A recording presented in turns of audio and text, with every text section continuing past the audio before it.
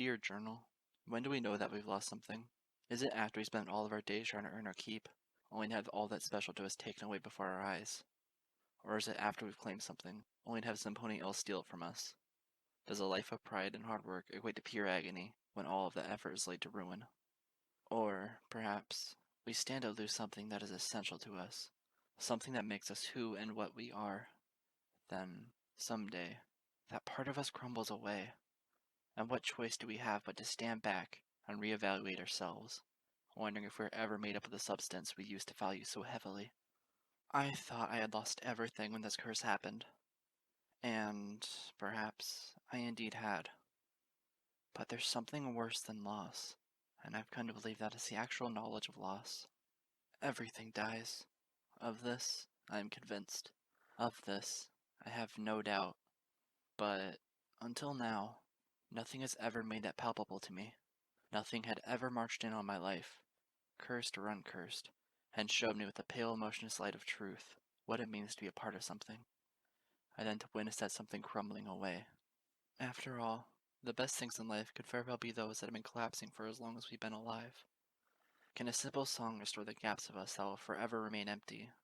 Or can some of us who are blessed, be capable of filling those gaps with new and promising things that even death itself will tarry to drown? Well, I'm starting glad you came to me for practice, Miss Heartstrings, Twilight Sparkle said. I heard her voice slowly orbiting me. It was difficult paying attention to both her and the field of energy I was summoning above myself, but I did the best that I could to multitask. Though this mostly takes careful concentration to master, it's not something that a unicorn can so easily learn on our lonesome. I'm beginning to understand just how difficult this is, I struggled to utter. Her voice giggled. It should have been distracting, but it only made my heart jump. You're straining too hard, she said. This isn't a telekinetic spell. Protection buffs are all about summoning magic fields that do the hard stuff for you. You don't need to put all your strength into it. The key is to relax. Relax? I stammered, feeling all four knees wobbling beneath me. Relax how? Well, for one, you don't have to keep your eyes shut like that. I took a deep breath.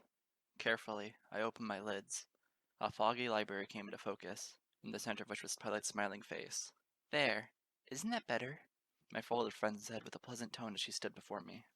There is no need for you to be inflicting so much stress on yourself. You've already opened the necessary channels to your lee lines. Take slow breaths and allow your horn to do all the rest. I gulped and nodded shakily. Okay, Miss Sparkle. Call me Twilight. Okay, Twilight. I managed a weak smile. My eyes twitched under the mint green glow emanating directly out of my forehead. I couldn't help but feel nervous. My special talent was in music. Sheer magical strength just wasn't my forte. And yet here I was in the middle of Twilight's domain, attempting to cast a low-grade protection spell. As a matter of fact, much of my life since the curse began has consisted of me forcing myself to exercise magical feats that I would never have considered attempting before. Until I came to Ponyville, the most I ever used my horn for was floating small objects around the house or strumming my lyre. With each progressive month spent in that town, I found myself lifting logs to build a cabin, casting light beams to illuminate the world at night, sparking flame to light a fireplace, and, of course, performing enchanted symphonies that flung my entire world upside down. To say that I need a magical tutor was an understatement. It's funny how I never once thought to ask for Twilight's help for more than just identifying the lunar elegies. I suppose I've always felt like I'd be troubling her unnecessarily, regardless of whether or not I was a stranger to the young mare. I soon realized, however, that I was treating my folded friend with kids' horseshoes. She was no longer the little filly that I used to hang out with in the streets of Canterlot. She was an adult, and much more than that, she was the most gifted magical unicorn in the entire town of Ponyville. Of course she'd be more than capable of helping a stranger such as myself learn new things, regardless of the impromptu nature of such imposing requests. I felt bad for underestimating her, not just for her gifts, but for her capacity for kindness and generosity. I can't tell if I'm doing it or not, I murmured, still sweating a bit. Can you tell if it's working? She smiled and merely pointed a hoof over my horn. See for yourself. Gulping, I glanced upward. My eyes blinked upon registering a tiny sheet of emerald energy stretched above me like a glowing tarp. It was as if a dome of pure light had been erected just above my figure. Every time my heart beat, I could see rivulets of magic surging through the luminescent structure. Huh, I managed. Well, if that isn't cute. It's remarkably well maintained, Twilight exclaimed, gazing at the translucent dome as she paced around me. Especially now that you decided to relax just like I told you. She paused and gave me a slight glance. Are you sure you haven't practiced this before, Miss Heartstrings? I smiled back at her, still trembling slightly with the concentrated effort. Trust me, Twilight. If I knew I could learn so much from you in one go, I would have visited this library sooner. Truth is, I had visited her 3 times already, all in the same week. I had learned 15 more chords to the eighth elegy, and it dawned upon me that I'd never be able to play it if the Threnody of Night would just knock me unconscious and teleport me somewhere at random.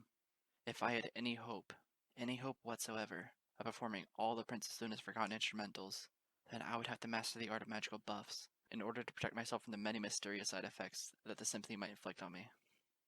I almost wish that you would visit me more often. Twilight's comment there startled me. I almost broke my concentration as I flashed her a surprised glance. What? Well, what I mean is, she rolled her eyes at herself and clarified. I wish that unicorns in general would visit me more often, so that I could help them with their magical abilities. I used to be a tutor back in Camelot, assisting young students in Celestia School for Gifted Unicorns. The look on so many ponies' faces when they gain control of their talents is absolutely priceless. Working here in Ponyville, I've been busy doing historical research and science experiments. I've never really had the chance to assist others with magic like I used to. Well, I am glad to have given you an opportunity, I managed to say, my knees shaking as I felt a sharp pain pulsing against the tip of my horn. Shh, stay calm. She rushed over and stood a breath's distance from me. Breathe in and breathe out.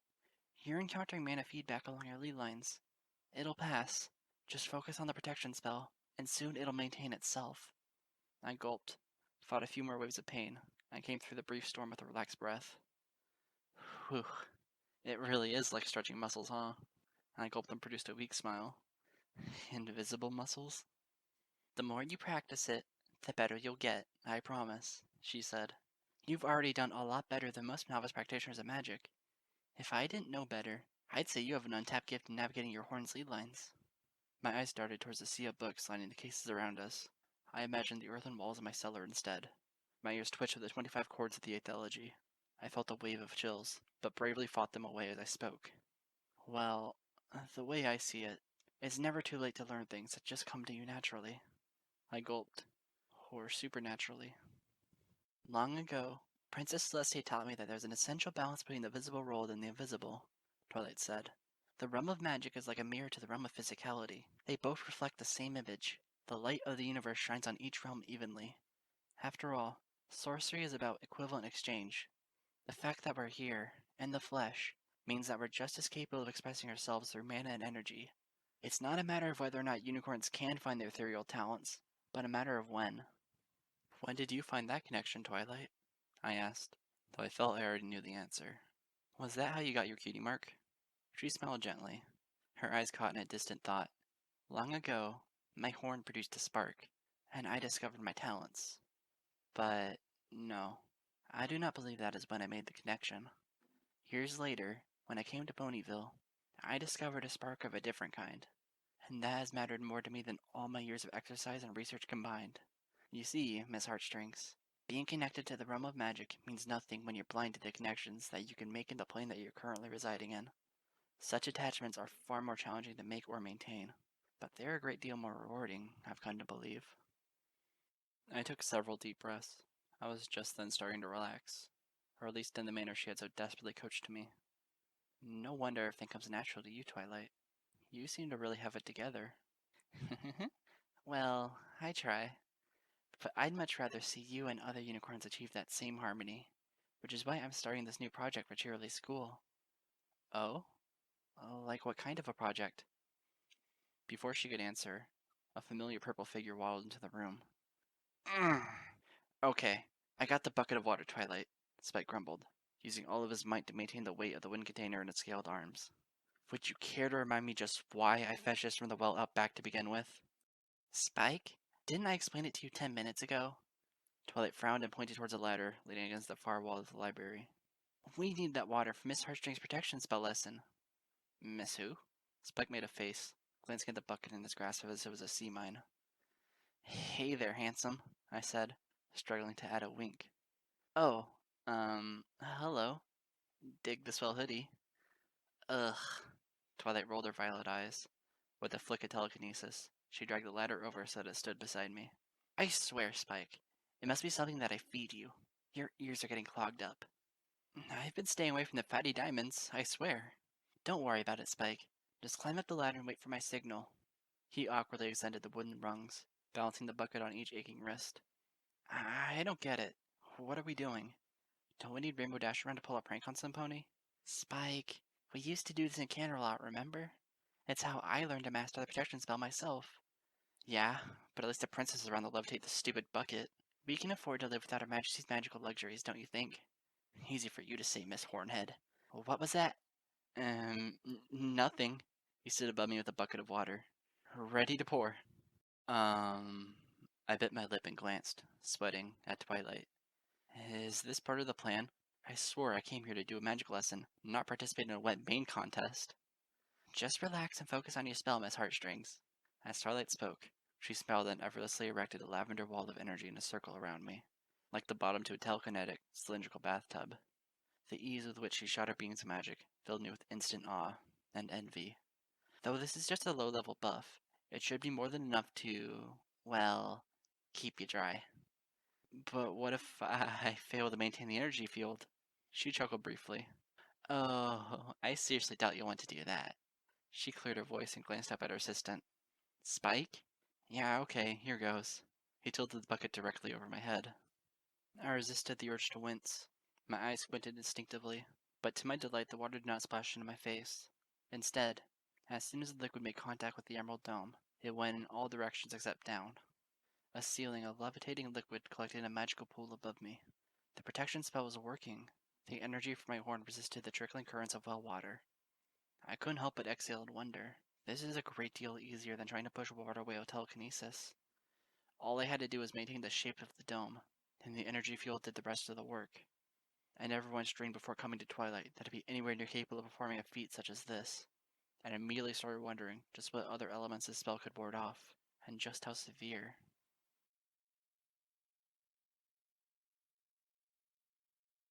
You're doing it, Miss Heartstrings!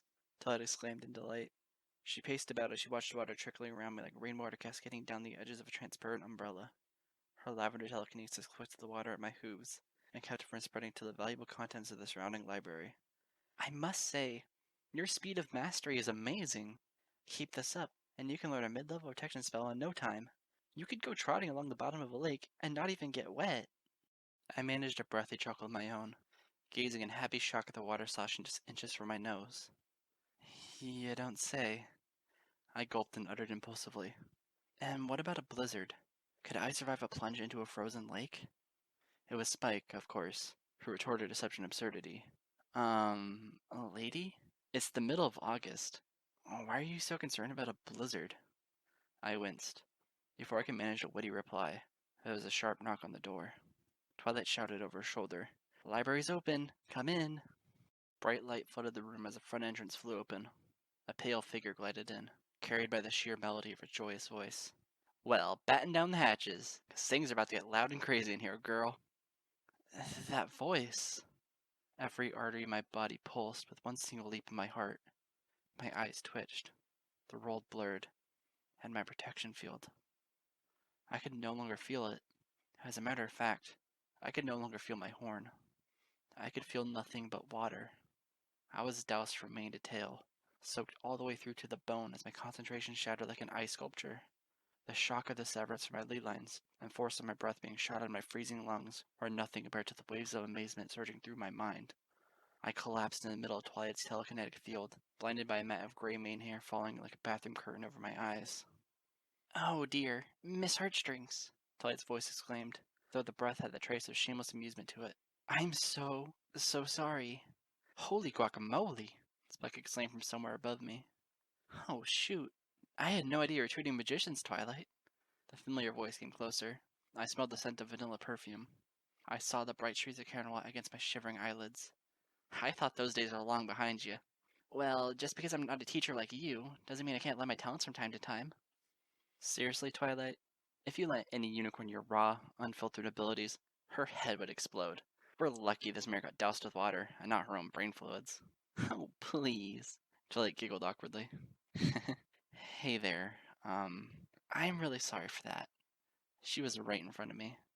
I reached a blind hoof out, and she caught it in a warm forelimb. Before I knew it, she was parting my mane hair with pale telekinesis. Through a wet world, the first thing I saw was her violet eyes, framing an alabaster smile. Every detail made my heart beat faster. Her white coat, her violet streaked red mane, her crescent moon cutie mark, bespeckled with tiny stars. I should know better than walking on Twilight Sparkle here without warning. This one time, she nearly set her parents' drapes on fire. Hey, Twi, you remember that? That was the week before you taken to Celestia's palace, wasn't it? Hey, stop it. I try my best to forget that. But I couldn't have forgotten that. I couldn't forget anything. And her face. Moondancer? I stammered. She gave me a double glance, and then a smile. Her smile.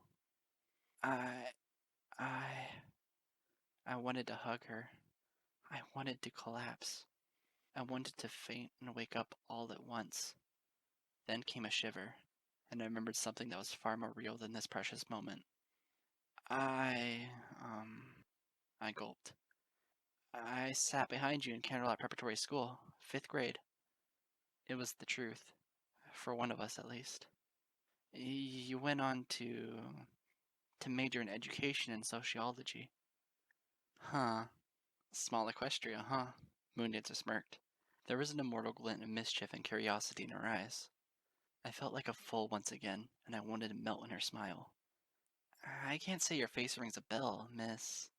Lyra, I breathed. I realized it must have sounded like a whimper, so I gulped and forced my soaked lips into a smile. Call me Lyra, Moondancer. Well, Lyra, I apologize for not recognizing you. She rolled her violet eyes. But even Twilight here can tell you that I wasn't really all that much there in my school years. If it weren't for my extracurricular points, I swear, I don't know how I would have made it to 10th grade without trotting off a sheer cliff. I recall things pretty well, Moondancer. Twilight smiled as she gathered the spilled water and levitated the liquid globe back into Spike's bucket. Funny that you decided to become a teacher, huh? Grrr. Moondancer spun and galloped straight towards her. Come here, you! Twilight flinched, but being engulfed in a hug instead of a tackle. She and Moondancer happily nuzzled each other before sharing a friendly gaze. It's so nice to see you again, Moondancer. I'm frankly surprised that you responded to my letter as quickly as you did. And just why is that, huh? Moondancer stuck her tongue out. For Luna's sake, Twi, I'm a teacher now. I know the value of getting to papers on time. I treat letters all the same. Yeah, well, Twilight said with a chuckle. You still surprised me. She briefly hardened her gaze. And don't use Princess Luna's name in vain like that. Nightmare Moon has been driven out of her spirit now. She deserves more respect. Less than 2 minutes in, and I'm already getting grilled. Moondancer winked playfully. Oh, Twilight, you're still the same adorable little historian I loved hanging out with. Yeah, well, I'm trying to loosen up these days. Try harder. Heck, I'll help you, girl. Where does a couple of old Philly friends go to party around here? Moondancer, Twilight protested, all the while giving me an embarrassed side glance. That wasn't why I asked you to come to Ponyville. Yeah, we can get to the project later. I just arrived, Twi. Moondancer groaned and slumped her saddlebags off her back, tossing them like a sack of bones in the middle of the floor. My hooves are positively aching. I thought you took the train here, and then I had to trot clear across Ponyvania. Ponyville, Twilight smirked. And if you so much as plan to spend 1 week here, much less 3, then the first thing you're going to have to lose is a caramel affinity for a little exercise. Trust me, I've been here a year and a half, and still I'm struggling to flex my muscles. Hey, if there's anything I do best on my vacations off, it's stretch muscles that haven't been stretched in a while. Moondancer trotted over to a bench and slept down. Her eyebrows wagged as she said, If Ponyville is anything like Las Pegasus, then I should have no problem whatsoever. Catch my drift? I don't know if I want to, Twilight replied with a wink. She turned around. Spike, would you mind grabbing Moondancer's bags? Yeah, this is sure bringing back memories. The dragon muttered as he placed the water bucket down and marched over towards the discarded saddlebag. I thought my bellhop days were over. And what a cute little waddle you have when you play Butler, Greenspines. Ugh, Moondancer. Don't call me that. Come here, Spike. Give Auntie Mooney a hug. That's what you used to call me when you were an infant, remember? Ew, I did not. Twilight giggled. Yes, you did, Spike. I was there. Whatever. Enough of this mush. Let's just get this hug over with so I can get back to my chores. Ah, Spike. Moondancer nuzzled him as they joined briefly in a close embrace. Is Twi still working your scales off? No more than usual. At least there are more gems to chew on around here than in Canterlot. I swear, Ponyville's built on top of a diamond mine. Then I guess you won't be wanting any of those mountain sapphires I brought with me. Canterlot Mountain's sapphires? Spike exclaimed, wide-eyed. He regarded the bags in his grasp with sudden excitement. The ones with quartz sprinkles? Did you really bring some? Lavender Energy encased the saddlebag and lifted it from a suddenly greedy grasp. Twilight cleared her throat and produced something halfway between a smile and a frown. Dessert can wait, Spike. Aren't you forgetting something? What? Twilight opened a nearby cabinet and floated a white towel out. She hoofed it to him and motioned towards me with a smirk. Spike bit his lip. Oh, right. He marched towards me, making a face. How come I'm suddenly the one who's forgetting about our guest? Moondancer's here. At least I have an excuse. Oh, whoa, girl. Moondancer giggled and nuzzled Twilight again. Maybe you have changed after all. I'm just really glad to see you, Moondancer. Twilight nuzzled her back, smiling warmly. It feels like an eternity. And how? Yeesh. Twilight Sparkle, vanquisher of endless night and dragon slayer. Just how do you manage? I haven't slayed any dragons. The one that I wrote you about, the dragon is perched up above Ponyville. He was talked into leaving. And that was all my friend Fluttershy's work. Your friend, huh? I never thought to hear myself say this, but you should tell me all about these friends of yours, Twi. I swear, this is like visiting a distant cousin, only to discover she's got the pony pox. Moondancer! What? I think it's really spectacular, girl. Next thing I know, you'll have sprouted wings and become moving mountains. I always suspected you were secretly an alicorn behind that gorgeous lavender coat. It would certainly explain a lot, wouldn't it?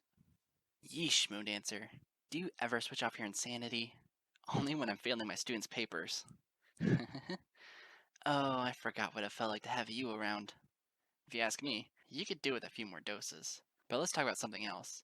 I think we're scaring your guest mute. Sorry to drop in like this, Miss Lyra, was it? I was beside myself. I felt like a numb shell of a pony. This whole time, I didn't care how soaked I was. I could have stood and listened to this scene forever. When Spike came to me with a towel, it was like a ghost was handing me a shroud from beyond a bizarre dream. I took the article and eagerly dried my face. It was more than bucket water that I had to contend with. Several seconds passed since I last heard Moondancer's voice. I sniffled once, twice, and made sure my face was good and dry before gazing at her with the bravest of smiles. Please, don't mind me. I bit my lip and fought to keep my voice from cracking. By all means, you two should catch up. And I know just the place to do it, too, Moondancer beamed, glancing at Twilight. The mayor next to me on the train spoke of its delightful little place called Sugarcut Quarter. Sugarcube Corner, Twilight corrected. And I'd be more than happy to take you there. Oh, please, Spike chuckled.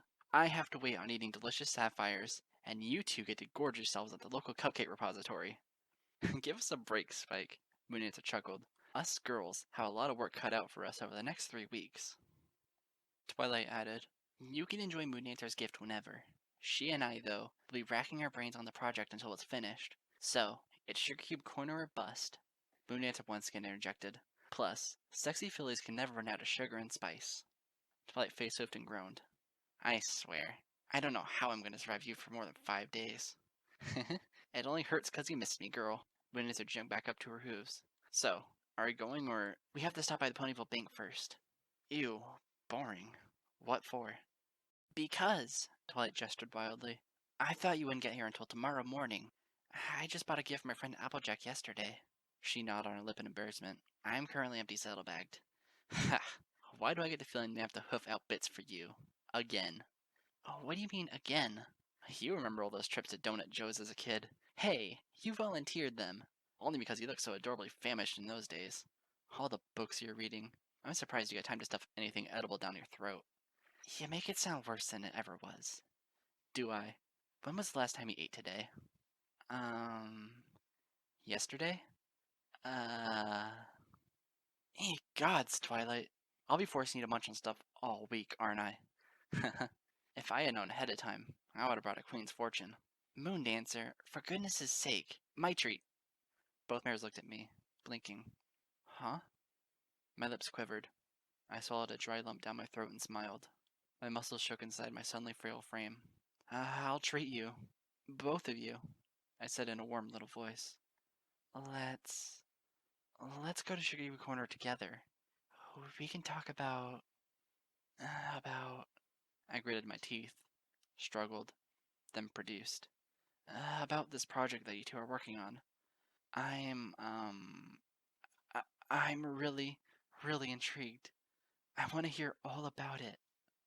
Miss Heartstrings, I feel so terribly rude as it is, Twilight said, blushing slightly as she glanced between her friend and a phantom stranger. I was just so excited that you came to me asking for a magic lesson. I didn't even think to consider that my friend might be arriving a day early. I can't possibly ask you to do something like that, especially after our little experiment got all wet. Psst, Moondancer pretended to whisper aside at me.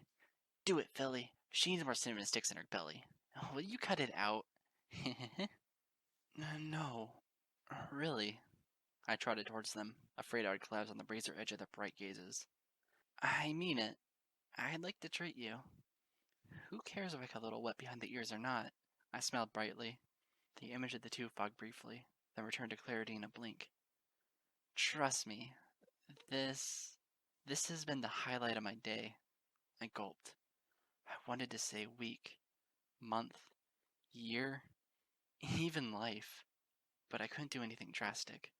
This bubble of a moment was a million times more fragile than a protection spear, and I was terribly afraid of bursting it. Let's go eat and chat somewhere. Like friends do. I went slightly at the last utterance, for it sounded to me like a mewling kitten's. I was horrified that they wouldn't look past it. They did. 20 minutes later, we walked into Shiwi Corner together. I felt like I was gliding on a cloud. Moondancer didn't stop talking. Twilight didn't stop nodding. I had both a headache and a heartache all at once. I didn't want it to end. Ever. Ooh, look at this decor. Moondancer rolled her eyes over every bright, pastel shape of the eater's interior. It looks like Sapphire Shores turned diabetic and vomited over an architect's drawing table. Shh, Twilight hissed, blushing furiously. Mrs. and Mr. Cake are just over there. They might hear you. Mrs. and Mr. Cake? Seriously? Is the post office managed by a pony named Stampflicker? Twilight started growling. I found myself interjecting almost naturally. You haven't been around many Earth ponies, have you, Miss Moondancer? I smiled. She sighed as we found a table in the front to sit at. I've met my fair share in Philadelphia. Don't get me started on the role names there. They'd make a sailor blush. You'll find that most Earth ponies around here have simple titles, but their hearts and minds are as complex as any Canterlot souls, I said proudly. Why, Miss Heartstrings, that intrigues me, Twilight remarked. Today's the first time I saw you. Do you mean to say that you're a resident of Ponyville? I gotta say, I love the name Heartstrings, Winita said with a grin. Tell me, girl, do you play music or do you teach?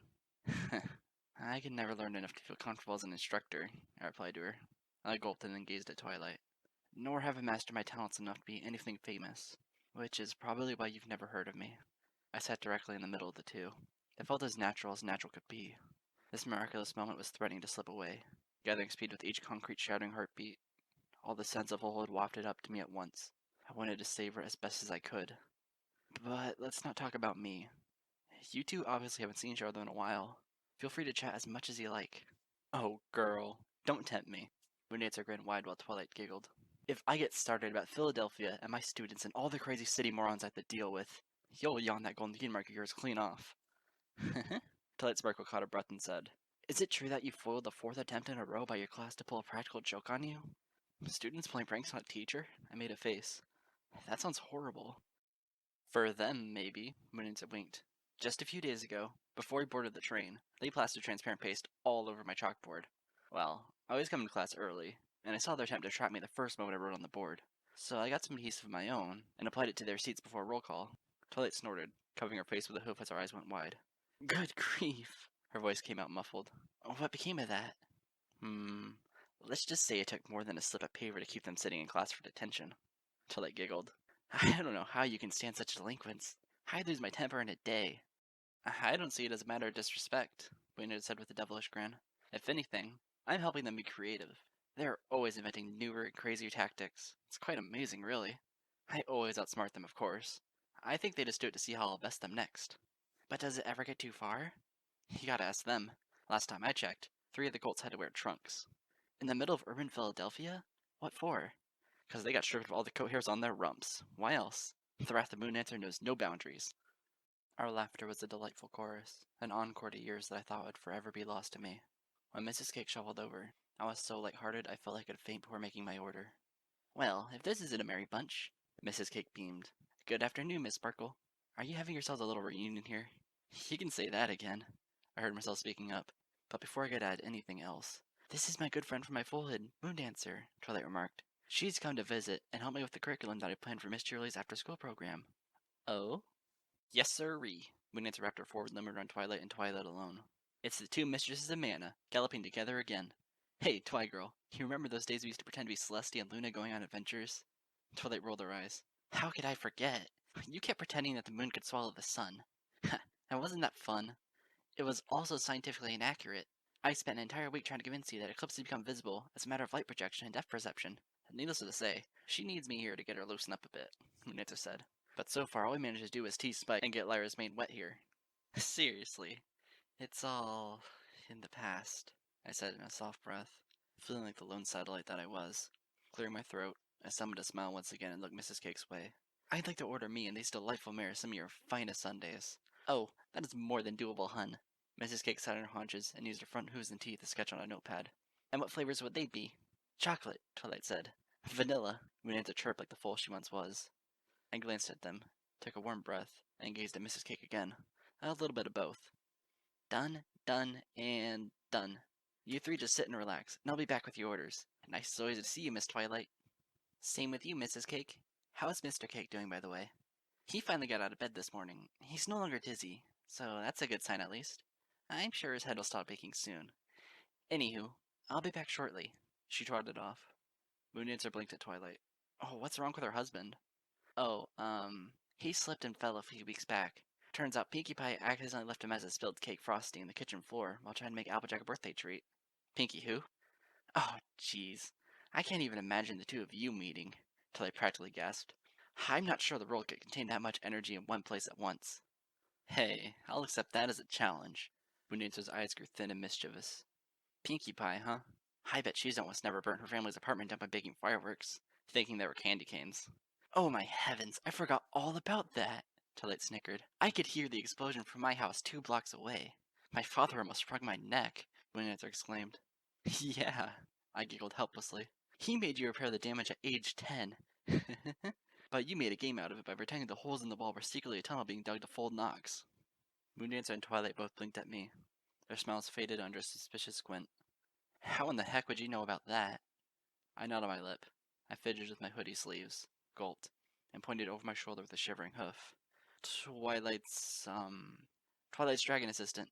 On the way out, he mentioned it. Your girls must not have heard him. I thought you were gonna do something about his penchant for gossip. Moondancer smiled at Twilight. He's still a baby dragon, Moondancer. You can't expect him to learn everything overnight, but you can expect to teach him everything, huh? Which is why you hold his purple scaly butt all the way to Ponyville. Who else does he have to hang out with in Canterlot? The same can be said about you, girl. Just how did you go about your metamorphosis?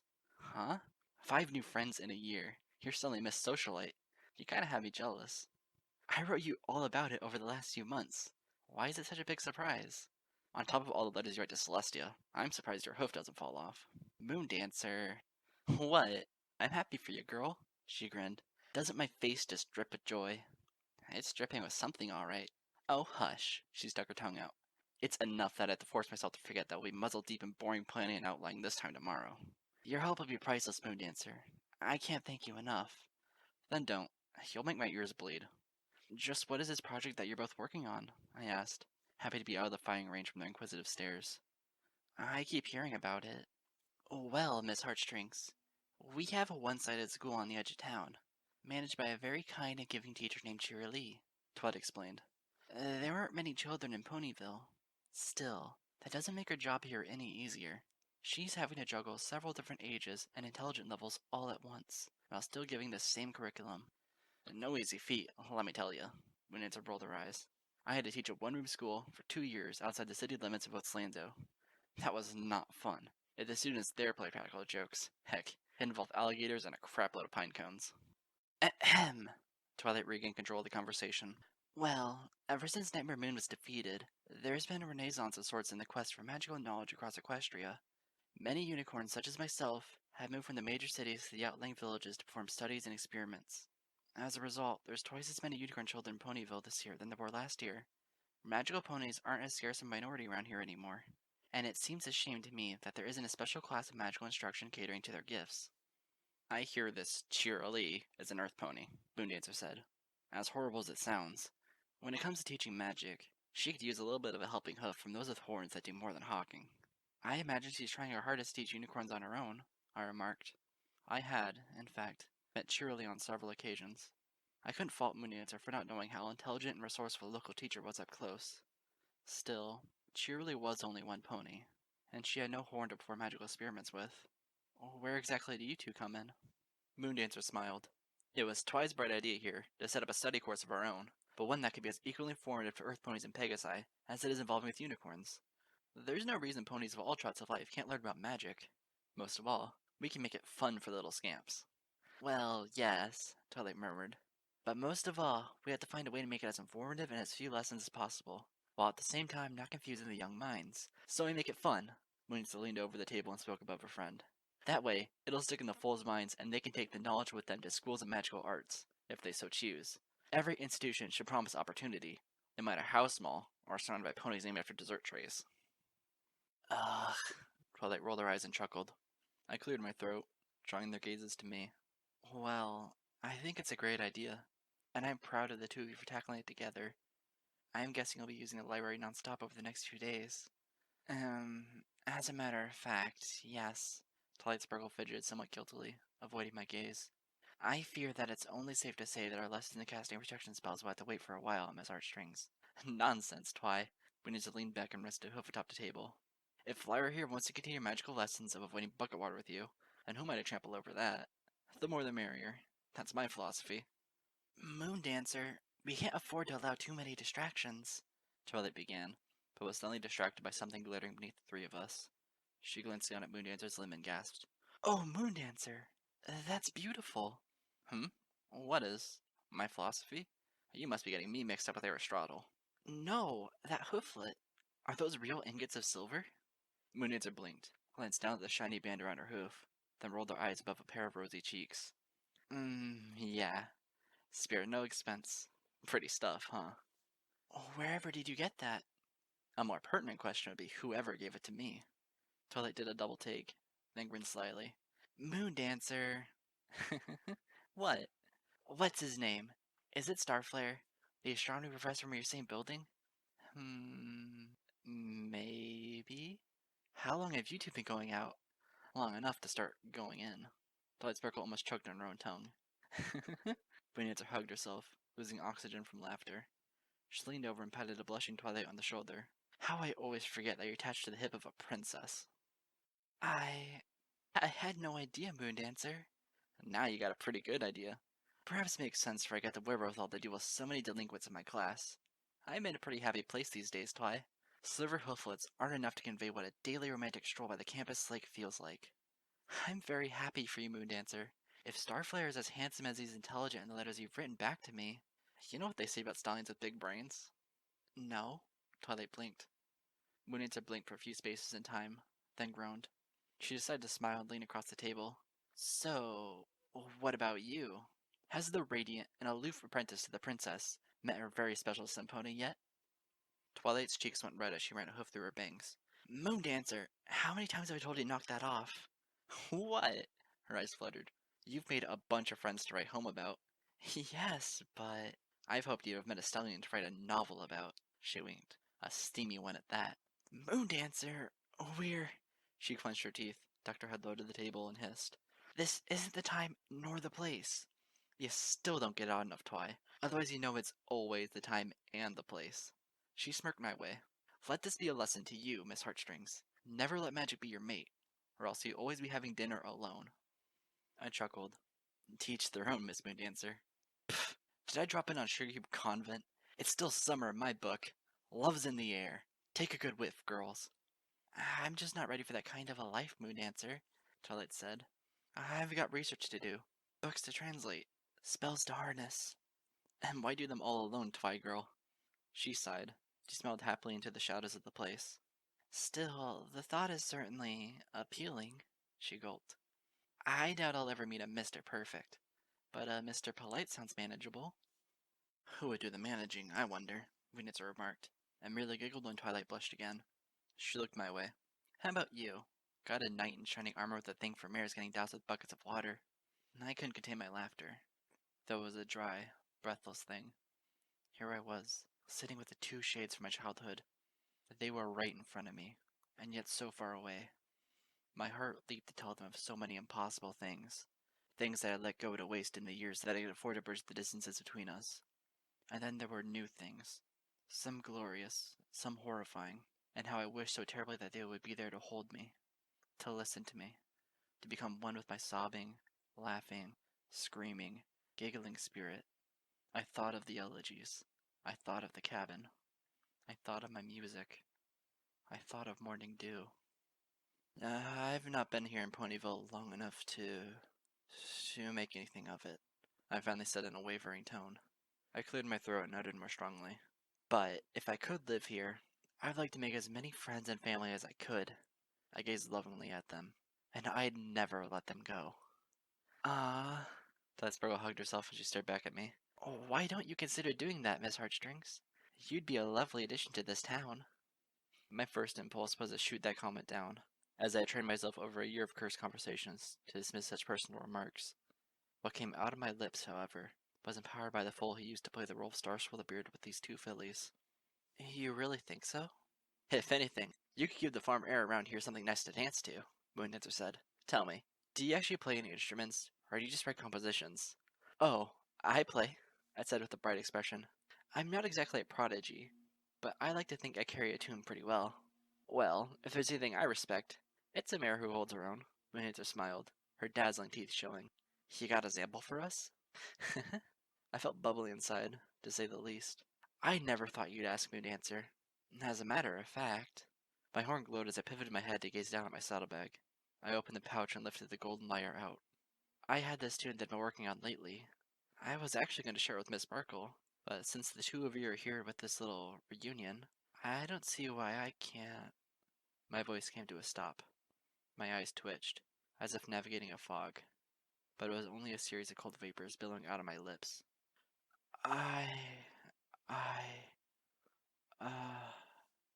Oh, hey, look at this, Twilight Girl. Bunitsa giggled and pointed across the table. Dessert and a performance. I take everything I said back. Super Cute Court is a lot cooler than I thought. Sugar Cube Corner, Twilight corrected, brumming her head as if coming out of a stormy migraine. She gave me one glance. I entirely smiled. Oh, well, hello there. Is Mrs. Cake hiring minstrels now? I gazed at her, had the dullness in her eyes, and the trace amounts of joy that was spilling out, only to be absorbed by the pale pony next to her. I looked at Moondancer, who was as bright and enthusiastic as when she first arrived. Her face was still a snapshot from my childhood, a photograph I could no longer afford to share space in. I was just about to... Twilight and Moondancer smiled. They could just as well have been looking straight down a deep, dark well. With each blink, I felt like they were shrinking away a mile per second. I was afraid the next twitch of the eye would cast them into blackness forever. So I turned away. I was just leaving. I... I didn't mean to take the seat. I thought it was unoccupied. It's alright, Tilly said softly. It's not like it's reserved or anything. Well, actually, we kinda had some catching up to do and stuff, Moondancer interjected. Still, that's a wicked awesome instrument you got there, girl. You should let us hear it sometime. Maybe... maybe someday you can... will hear it, I shuddered, bagged the lyre away, and sniffled. If you'll both excuse me. I made sure that my exit wasn't a gallop, but that's the least I could say about my grace. I nearly bumped into Mrs. Cake along the way. She carried 3 sundaes atop a tray positioned on her spine. Here we go, girls! She placed the tray down, then paused with a nervous double take. Oh dear, there are only 2 of you. How'd I mess that up? Hey, who's complaining? I can live on 1.5 sundaes. What about you, Twi? Sure, Moondancer, but... But what? Funny, I don't know how to say this, but I don't have any bits on me. Ugh, Should have known, girl. If your head wasn't attached to your neck. Hey, what's that supposed to mean? No matter. Miss Cake, was it? Mm-hmm, the old mare nodded. Right. Moonita smiled and slapped the golden coins atop the table. Here you go. All my bits. I hope it makes up for Twilight's stinginess as well. Grrr. Twilight steamed. Ye gods, you're so cute when you're steaming. What am I going to do with you? Twilight's expression was halfway between a glare and a smile. Tell me all about your plans for the Grand Galloping Gala. Oh, yes. But, didn't I write you about that? No? Well, as you know, the gala's in 4 weeks, but it so happens that over a year ago, right after arriving at Ponyville, I received an advance ticket, but I wasn't the only one. It's actually kind of an interesting story. You see, I was originally given 2 tickets, and I happened to be harvesting fruit with Applejack on the afternoon when I physically got Celestia's invitation. When I stumbled into the cabin an hour later, I remembered what my home was. I remembered the lonesome shadows of countless musical instruments dangling off the walls above me. I remembered the layers of dust collecting on my journal and music sheets. I remembered the ashes of the fireplace, and how they would sing to me. I dropped my saddlebag unceremoniously on the floor, took 2 steps, and utterly collapsed into my cot. There, I buried my face into the sheets. My eyes were clenched shut. I didn't want to be awake. I didn't want to see any light, for fear that my mind would form the shapes of Moondancer's grinning teeth, or Twilight's blushing face. I could still hear their voices, their giggles and their teasing tones, haunting me between the shuddering breaths that echoed against the claustrophobic wooden walls. I think that every ghost that haunts a place is too busy frightening her own self, for what is more horrifying than the vacant spaces of her past? What she's lost only reminds her that there are so many more things to lose grip of, until she loses grip of herself. Seeing Moondancer and Twilight Sparkle in one room, hearing their combined giggles and voices, I didn't think there were any more parts of me left to be destroyed. The very moment my curse kicked in at Sugar Cube Corner, it was an act of deliverance. If I stayed in that place any longer, serenaded by their melodic cheers, there would have been no single thread left of me. Then why was it that, as hard as I tried, I couldn't cry? I took a deep breath and turned over my bed, my dry eyes following the wooden crossbeams of the cabin ceiling. I was smiling. I had to have been insane. What pony, in my position, who's gone through what she's gone through, comes out of a meeting like that with only a grin? I've been through a great deal of trials and tribulations, yes, but to think that not one, but 2 of my best friends from Fullhood would be in the same room as me, if even for a single day. Blessed Celestia. I just couldn't imagine how lucky I was. In the midst of so much loneliness and bleak desperation, an estranged soul from the past had bridged an impossible gap and blessed my life. I had forgotten how much I adored Moondancer, how much I cherished her lively demeanor, how much I enjoyed being challenged by her brazen speech and unorthodox sensibilities. Where Twilight Spark was a rock of emotional and intellectual support, Moondancer was a living spark, a burst of energy that reminded me of the joys of existence in such a cold, cold world, and to have both of them once again in the same place. Finally, the tears came, and they were some of the warmest I've had the pleasure of being scalded with in months. I reached over and hugged my pillow to my chest and hummed into a delicious cloud that engulfed me. I had been blessed. Yes, in the middle of such misery, I had been blessed to re-experience a piece of my past, a piece of myself. It felt as if parts of me were coming together again. I didn't care if they wouldn't remember me. I remembered them. I loved them. They were both alive and well, so long as I had a chance to witness their happiness. Even as a complete stranger, I knew that all was right in the world, a world that belonged to them, though it was mine no longer. Perhaps I've been looking at Nightmare Moon's curse and Princess Luna's elegies in the wrong light. What if there was indeed a purpose to my being there? What if I was the one soul in all of history meant to perform some sort of sacred journey? It was as if the cosmos had appointed me a lonesome monk, destined to uncover some holy orchestra. I had been so faithful for so long. Was I finally being rewarded? I had paid my respects to Caramel. I had even used one of the elegies to save Scootaloo from certain death. Was Moondancer's visit payment for being a good servant to forces unseen? It hardly made sense, but I hardly cared. What was more, Moondancer was going to be there for 3 weeks. 3 weeks! I had every opportunity to repeat the events of that day. No matter how bleak, there was bliss to be had. A giggle escaped my lips, like an immortal club of 3 fools I had once been proud to partake in. I hugged the pillow to my chest as I clutched those memories, buffered by the delightful events of the day. I was happy. And so I, Princess Celestia, hereby decree, Twilight says, her high-pitched voice echoing across the lengths of a colorful blanket tent lit up by rose-colored flashlights, that the building of thinking machines shall be expressly forbidden in Equestria, or else they might grow smart enough to mimic pony ambition and try to take over the world. How wise of you, fair princess, I exclaimed while performing a heroic bow with my stubby legs. As Sorcerer Supreme of the Bearded Guild, I shall uphold your wise and holy law. Can't we have at least one robot around? Moondancer suddenly speaks out of place, poking her head in from outside the tent. Bright violet eyes reflect the flashlight as she smiles and chirps. That way, we'd have some pony around to polish our tiaras. Some pony made of metal. Moondancer, Twilight protests in a whining voice. Shh, I'm Luna, remember? Ahem, Princess Luna. It is daytime.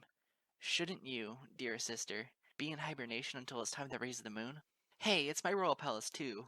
Moondancer frowns and folds her full limbs in a pout. As she does so, the starlit links in my bedroom stretch behind her, illuminated in remote places by nightlight shaped like musical notes. How come Star Swirl gets to be in all the meetings with you? Because... Twilight makes a face as she explains the obvious. He's a mortal unicorn, and unicorns do everything in the daytime, just like earth ponies and pegasi. No wonder I rebelled against you. Shh, we haven't gotten to the part yet. Why don't I get ponies to serve me in the nighttime? You get your royal guard. That's fun, right? Ew, but they got icky bat wings. Moondancer's eyes light up. Why can't I have some robots? You can't have robots. Didn't you just hear us? I'm asleep, remember? I'm outlawing thinking machines. Why? Because they're dangerous. Why? Because ponies should be wise enough to rely on their own magic and strength. Boring. Moondancer rolls her eyes, then hops in place, shaking the whole tent. I know. I'll make an army of robots, and we'll build a bridge to the moon, so ponies can go there and serve me whenever I like, cause there's no day or night on the moon. You can't do that, Twilight gasps as if a mortal sin has just been committed. That isn't historically accurate. So what? So what? Twilight rummages through a pile of stuffed animals to display a book checked out from the Candlelit Library this very evening. It's written right here in the Chronicles of the Neoclassical Era that robots were lawfully forbidden immediately following the tragic events of the Golterian Jihad. I want my robots to come with mana lasers. Moondancer trots gaily around us in a military march. Onward, our mechanical friends! Princess Luna doth commandeth thee to pew-pew in the moon's name, for we hath given thee license to make things explode for our glory. There will be no explosions. Come on, Moondance, Luna. You're supposed to be a princess, and it's my duty as princess to protect this land with a robot army. Come with us, sister. Our minions shall help us fight back the evil Smooze. There's no such thing as Smooze. Yuh-huh. Nuh-uh, you just made that up. And so what? We're playing pretend, remember? But we're supposed to be the princesses. The royal sisters would never blow stuff up at random. They would if they're fighting off horrible, soul-eating Smooze. Nuh-uh. Twilight glares at Moondancer. Uh-huh. Moondancer smirks back at Twilight. Nuh-uh. Twilight snarls. Uh-huh. Moondancer growls. Not your royal highnesses. I jump between them, fighting to keep my fake, furry beard hanging around my neck as I plant a hoof into each of their chests. This is most unbecoming of you. Your royal sisters. You're all that remains of the cosmic matriarch's glorious legacy. Tell me, is this how she would have her daughters govern Equestria in her absence? Moondancer folds her limbs and blows air out of the corner of her muzzle. No. She'd want us to get along, Twilight mutters. Then let me declare today a holiday, I say with a smile. As leader of the Bearded Guild, I have been granted authority to rename days of the year. I shall call this day Happy Sisters' Day, and from this day forth, it will be the day that sisters remember how much they love each other and decide to get along. Moondancer and Twilight shift awkwardly. That sounds stupid, Moondancer says. Besides, September is the month for family appreciation, not July, Twilight explains. Every pony knows that. Then we'll change it when the next year comes around, I say with a smirk. I look towards Twilight. Your Highness, if I may be so bold as to suggest, could a robot be made of steam? Surely a machine of such simple build would be capable of menial tasks without becoming smart enough to turn it on its owners. Twilight leans back with a scholarly smirk and eventually nods. Yes, I do believe that would be acceptable, she says in an authoritarian voice. I glance Moondancer's way. And Princess Luna, could fighting this Smooze wait until after your robots help Princess Celestia finish building Candlelit Castle? She gasps with a bright grin. Could they use their lasers to carve the moat? Twilight leans forward excitedly. I'll even show them where to aim the mana crystals. Yay! Let's blow up some dirt. Ahem. Twilight points a sparkling baton in my direction. Star Swirl the Bearded, For your infinite wisdom and calmness of mind, I appoint the head of the robot committee. Yeah, Star Swirl, Moondancer winks. Way to use your whiskers. Our moon shineth on thou, and stuff. I smile proudly while bowing low. It is my honor, your highnesses, to serve you until the end of my days. Yeah, whatever. Moondancer rubs her hooves together. Let's build us a robot castle. I'll show you where the moat goes, Twilight hops about. Hey, what about torches? It'd look really cool if we lit the place up at night. We'll need to fetch some coal first. Coal? How? Use your horn, little sister. It's what the cosmic matriarch gave you to sculpt the moon with. Ah, yes, but of course. We think of thee, wise and beloved Celestia. I sit in my corner of the tent as I scramble around my bedroom, grabbing supplies. Outside, the stars are a galaxy away, but I swear the cosmos are glittering right in front of me. I smile, for I do not want the sleepover to end. 2 days had passed. I could barely keep myself in my cabin. I had to know more about Moondancers and Twilight's project. I had to see them again. I had to hear them again. I woke up each morning with my mind clear. I couldn't even hear the elegies in my head if I tried. The world was no longer cold. I almost considered stripping clean of my hoodie. Instead, I decided to express my cheer in a different way. I donned Rarity's fantastic red sweater and made my way into town. Pony smiled and waved at this exuberant, brightly dressed strangers who trotted energetically through the streets. I smiled back at them. I hummed a tune. I smiled as I heard Morning Dew's voice. Finally, I made it to the front door of Twilight's library. I had already formulated a plan in my head. I would pretend that I had been sent there on a promise of a scheduled appointment with Twilight for practicing magic. Then, in her usual pensiveness and self-doubt, Twilight would opt to help me regardless of having never met me before. In a way, it felt like a dirty trick on my part, but I couldn't help it. I wanted to see her. I needed to see her.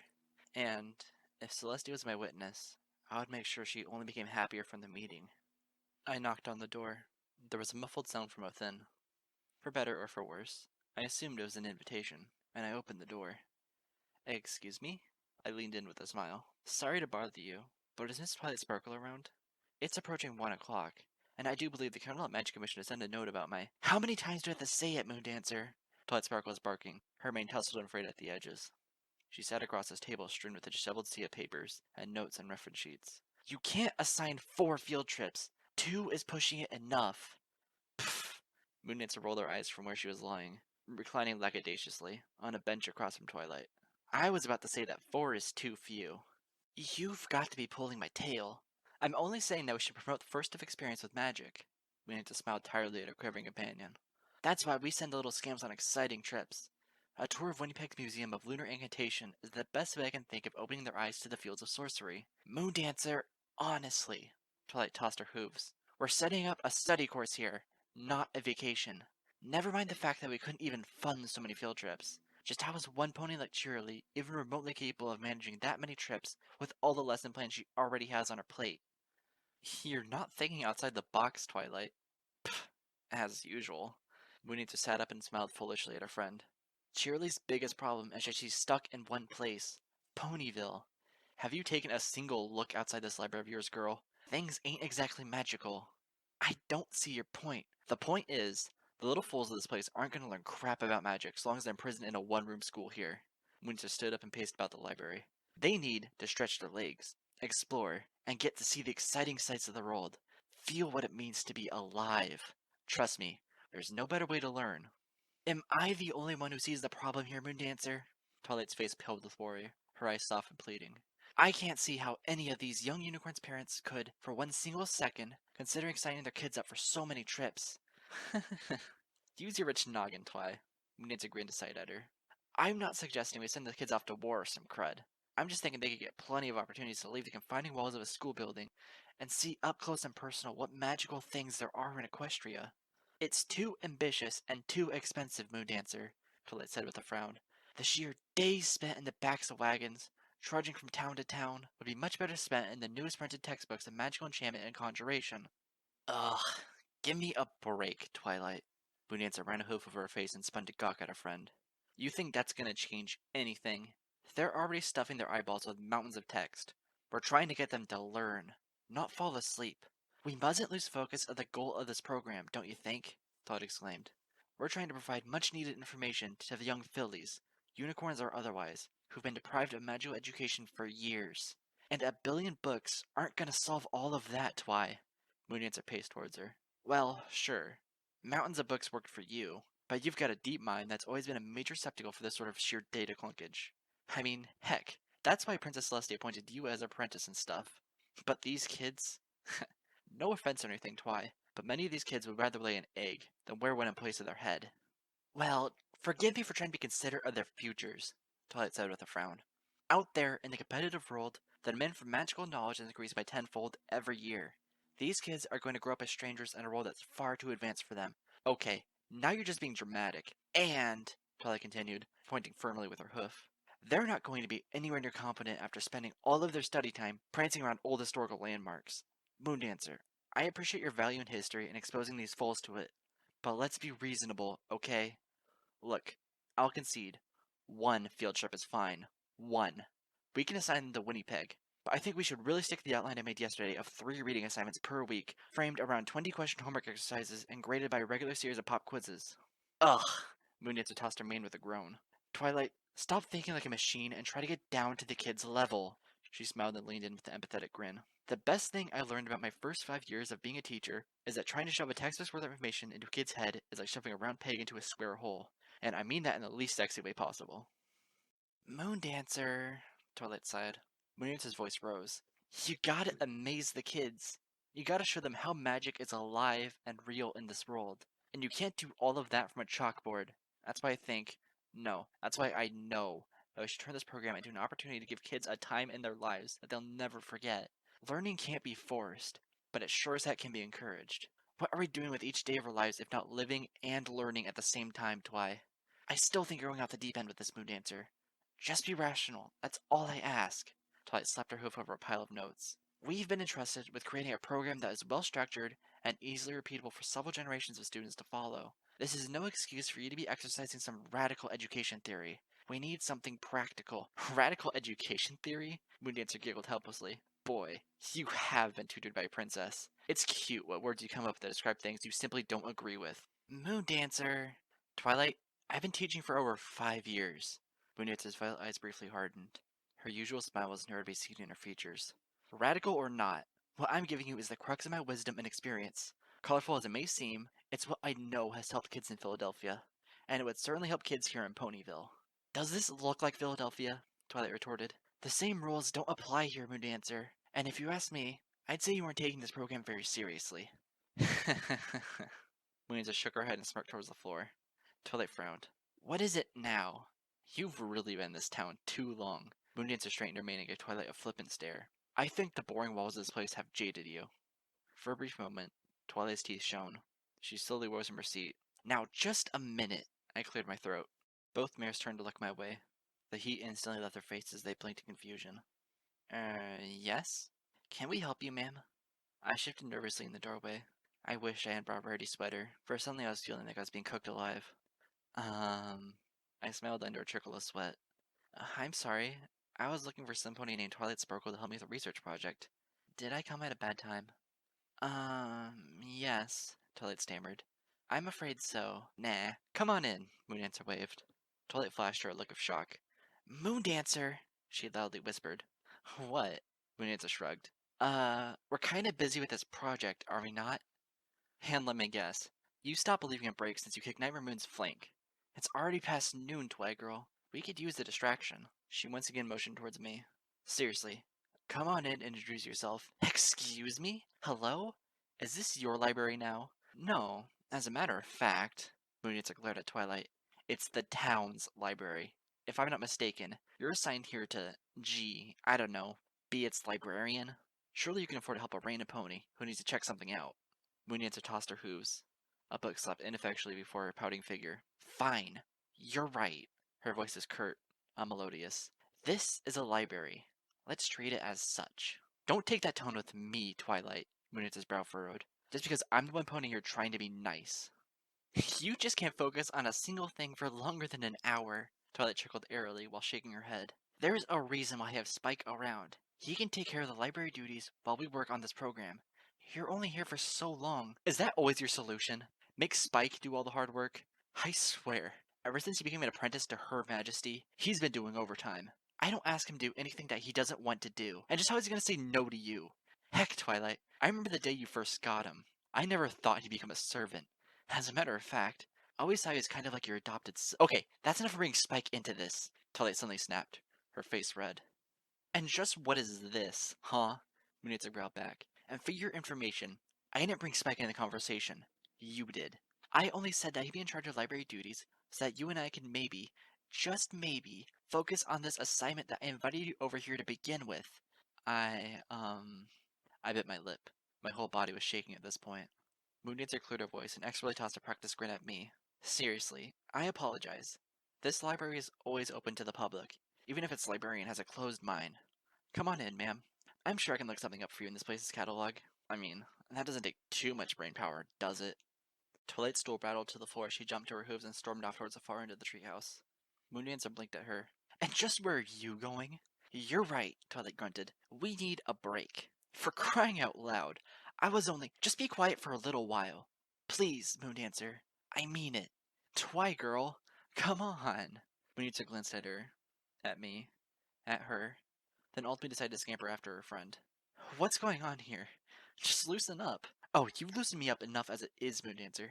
Seriously, I just need to, I don't know, do some reading or something. Reading? About what? I don't know. Just reading. It's what I'm good at, remember? Twilight, please. You're making a mountain out of a molehill. Am I? This is important to Cheerilee. This is important to the mayor. It may even be important to the princess. What would Celestia care? How the heck do you even start connecting those dots? There's a reason I take things so seriously, Moondancer. Oh, really? Tell me. 'Cause I'd love to know. Because if we don't educate these young unicorns, then they stand a risk. My friend's words were lost to me, because by then I had stealthily shut the door to the library. I rested against the outside frame, my heart beating. I felt like a worthless scrap of flesh, wrapped in a ridiculously ornate spider, bathed in sweat and sunlight. Each little vibration that struck through the doorframe only made my heart drop deeper and deeper. If I stayed there any longer, I knew I would just die. So, trembling, I trotted off, my head hanging by the sheer weight of a lump in the back of my throat. What was happening to my friends? Was some horrible spell cast on them? Did they start experimenting in some mind-altering enchantment only to have it backfire? No. No. I was the only one cursed in Ponyville. At least, that was the one truth I had full assurance of. But seriously, what was that just then? I felt as though it all started at some horrible moment, but tragically, I hadn't been around to witness the beginning of such a collapse. I felt so utterly clueless. How could I even begin to salvage it? My only hope, or so I told myself, was to collect my nerves, trot straight around, and find a way to eavesdrop on them. After all, my two friends had reunited for a reason. Why would all three of us be together once again, if it weren't for my being able to faithfully save them? Only, as I would discover, such salvation would not come easily. Day after day, I shadowed them. At the library, pretending to be studying books, I witnessed their haphazard attempt to draft a study plan. In the center of Ponyville, strumming half-heartedly on my lyre, I overheard their voices viciously breaking the tranquil air. On the edges of Town Hall, when my figure was obscured by a crimson sunset, I saw their faces burning even hotter. It was a vicious loop. There was no better way to describe it. Moondancer would say something brash. Twilight would attack her for it. Moondancer would go on the defensive while slapping Twilight's good nature with a snide comment. Then Twilight would cross yet another boundary, growing more and more frustrated until she saturated Moondancer with her ire. To say that this sort of bickering was unbecoming of these two would be a lie. But somehow, this was different. This was a place far away from our bedrooms, from our full-hood side streets, from the courtyards and patios of Canterlot. This was Ponyville, and these two mares were adults. When they got angry, they didn't whine or squeal. They filled the air with a frightening tempest. An 18-page research project? Moondancer barked as she stared incredulously at the note she was flipping through her hooves. Her violet eyes twitched. You... She must retch before giving Twilight a terrified look. Twilight, you can't be serious. I am, Twilight said without looking back. She flipped through a book of outlines as she sat beside Moondancer on a park bench just 20 feet away from where I was plucking my lyre. Just as serious as I was when I drafted the plan last night. You wrote all of these notes overnight? Moondancer rummaged incredulously through the mountain of sheets. You mean, like, after our dinner with Rarity in downtown?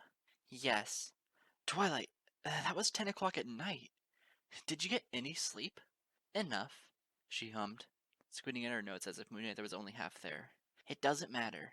I got done what needed to be done. Twilight, I thought we were going to work on this stuff together. Were we? Twilight's jaw tightened slightly, but still she didn't look Moondancer's way. It's already 3 o'clock in the afternoon and we're just now meeting. What's your point? Moondancer asked, then shook her head and growled. Twilight, I thought the idea was for us to work on the assignments together. You know, you and me, as a team. How else might I stop you from going off the deep end? I think I made a very competent research plan. Twilight! Moondancer waved the infernal sheets of paper for emphasis. You're asking 8-year-olds to write an 18-page draft. You gotta think simpler than that. I think I compressed the assignment pretty well, considering. Twilight's voice trailed off as coldly as her tone. Moondancer glared. Considering what? That you were alone all night? Twilight, don't even pretend to guilt trip me over stuff you set upon doing on your own. What choice did I have? If you wanted to work so badly after dinner with Rarity, then you should have just told me. Moondancer, I did tell you. Twilight finally gave her a look, and it wasn't a happy one. I told you 5 times in one day. Moondancer, we need to sit down and come up with an adequate research assignment. 5 times, huh? So we're keeping score now? I wish I didn't have to, Twilight growled. I wish that when I asked my friend over to work on preparing an important educational program, she wouldn't have disrupted the flow of our concentration by making us have dinner with every pony she sees. Twilight, correct me if I'm wrong, but Rarity is your friend. She made you dresses for this gala you're hopping off to in a few weeks. She sounded to me like a very fabulous pony. And if there was one thing I wanted to do when I came here, it was getting acquainted with Rarity and the rest of your new companions. And that's why I set up a schedule for that, Twilight exclaimed. I told you over a dozen times that I was more than willing to have dinner with Rarity and Fluttershy this Friday. But look at our progress now. It's not even Thursday and already we're insanely behind because you just can't be patient enough. Now we only have 2.5 weeks before you go back to Philadelphia. 2.5 weeks? Twi, girl, aren't you jumping the gun just a tad bit? Do you forget who you're talking to? Twilight made a face. I was Princess Celestia's personal schedule of events 2 years in a row for a reason. Moondancer giggled bitterly. Twilight frowned. Now what's so funny? I find it interesting that you want me to rely so much on your experience as a royal scheduler, she frowned, when you hardly give a flying feather about my experience as a teacher. Ugh, Twilight face hoofed. Moondancer. No, seriously. Moondancer slapped her hoof across the bundle of notes. This is gonna be like sending little fools to the gallows. Maybe if they were in secondary school, sure.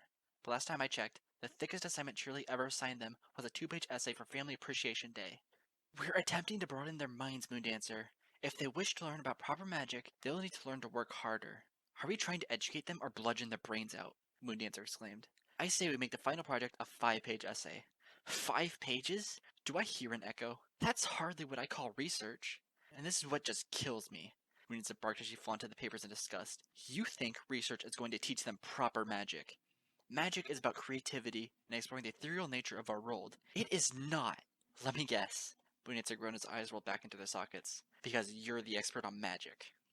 I am, Twilight frowned. Magic is all about careful study, planning, and, most of all, research.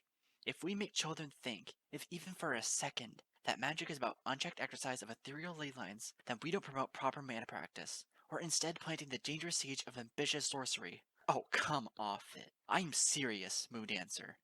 Twilight's eyes were bright and earnest.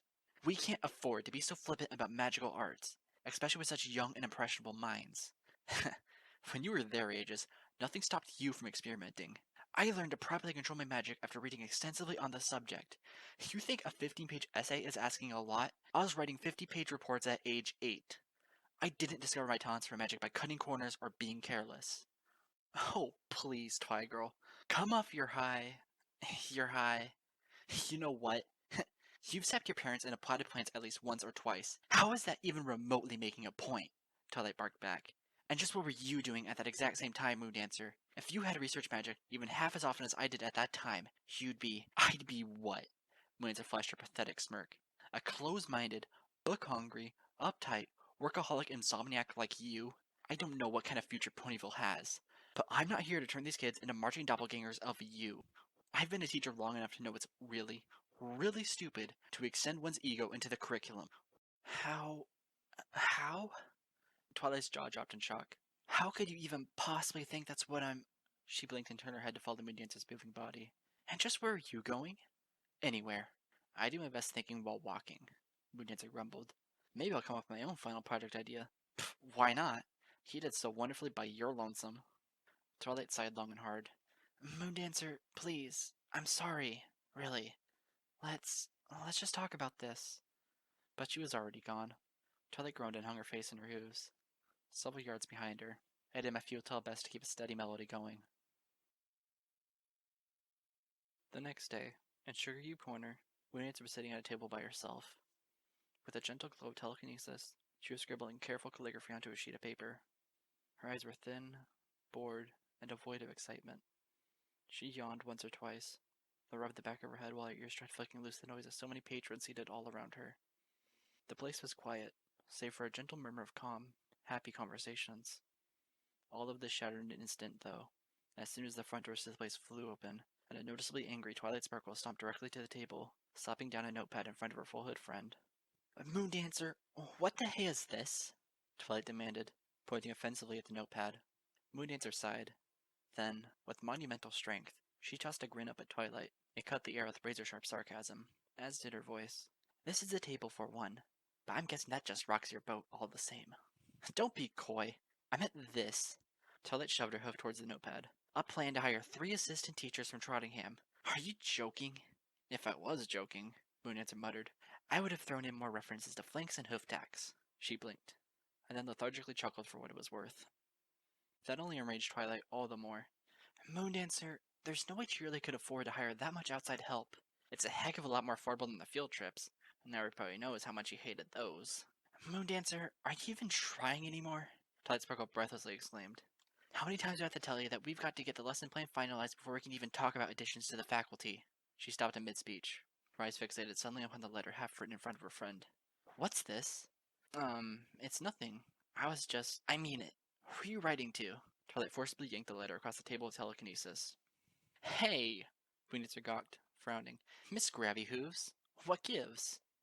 This... Twilight's eyes squinted over the paper. This is addressed to the Winnipeg Community Organizer. The more she read, the more her jaw dropped in shock. I humbly request an audience with the director of the Winnipeg Education Commission in regards to scheduling a function at the Museum of Lunar Incantation? Her eyes slowly tilted back up and her frown burrowed. You're trying to set up a field trip. Moondancer rolled her eyes. Look, Twilight frowned. You were about to go over my head. I was simply trying to open communication. Moondancer blushed and glanced around the room. In the event that you might end up considering my proposal, we're supposed to be working on this, deciding on this, as a team. Twilight's voice cracked as it grew louder, gathering the nervous attention of many seated patrons around the eatery.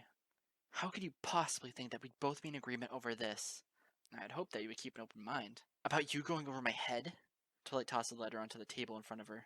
Moondancer, how could you? Something twitched in Moondancer's eyes.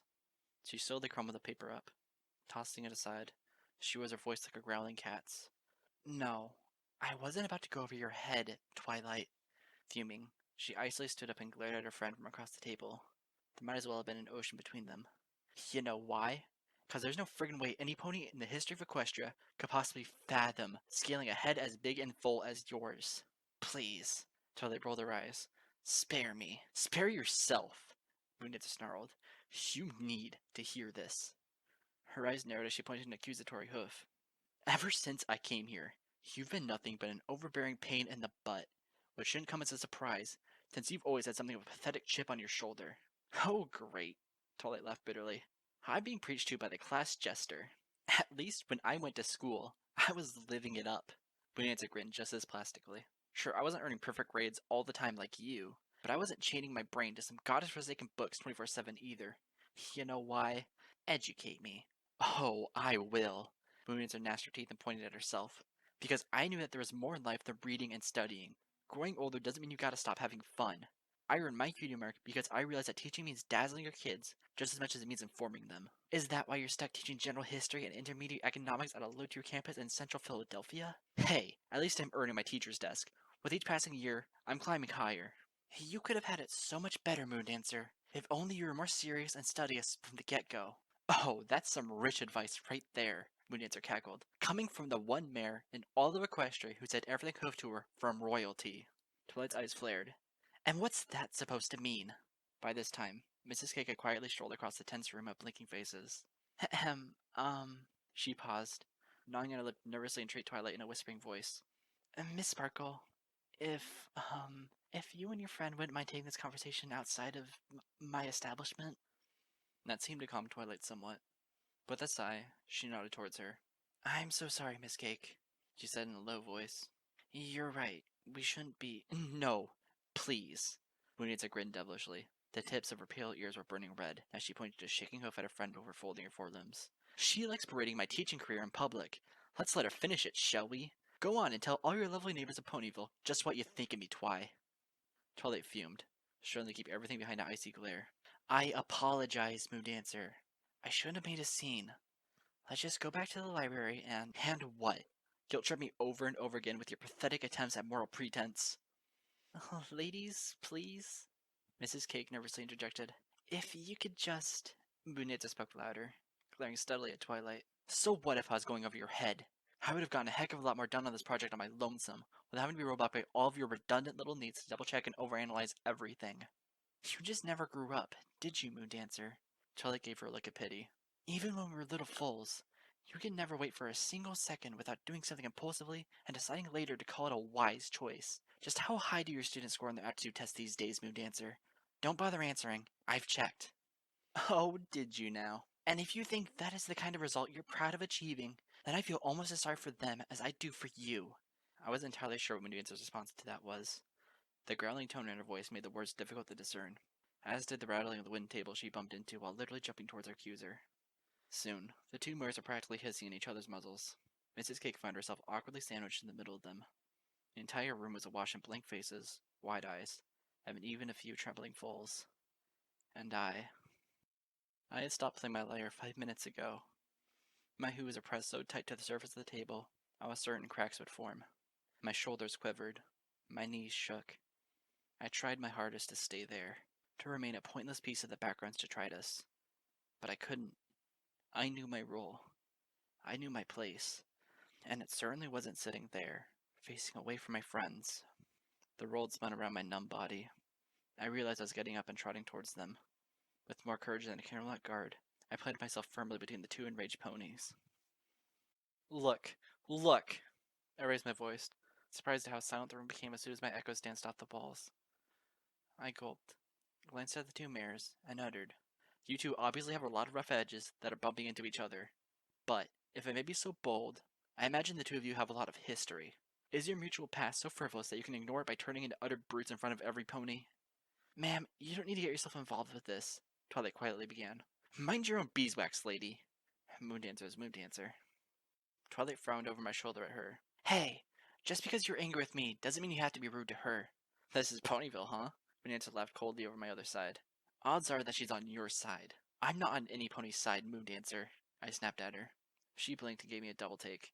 How did you know my... I spun and frowned at Twilight. And you, Miss Sparkle. Haven't you learned enough in your 14-plus months of living here to know the value of patience and compromise? Twilight's face was more scrunched up in confusion than in anger. How could you possibly know what I've learned or haven't learned? Just who are you? A know-it-all who makes assumptions of what's right or wrong, Moondancer chuckled. If I didn't know better, Twilight, I'd say she takes after you.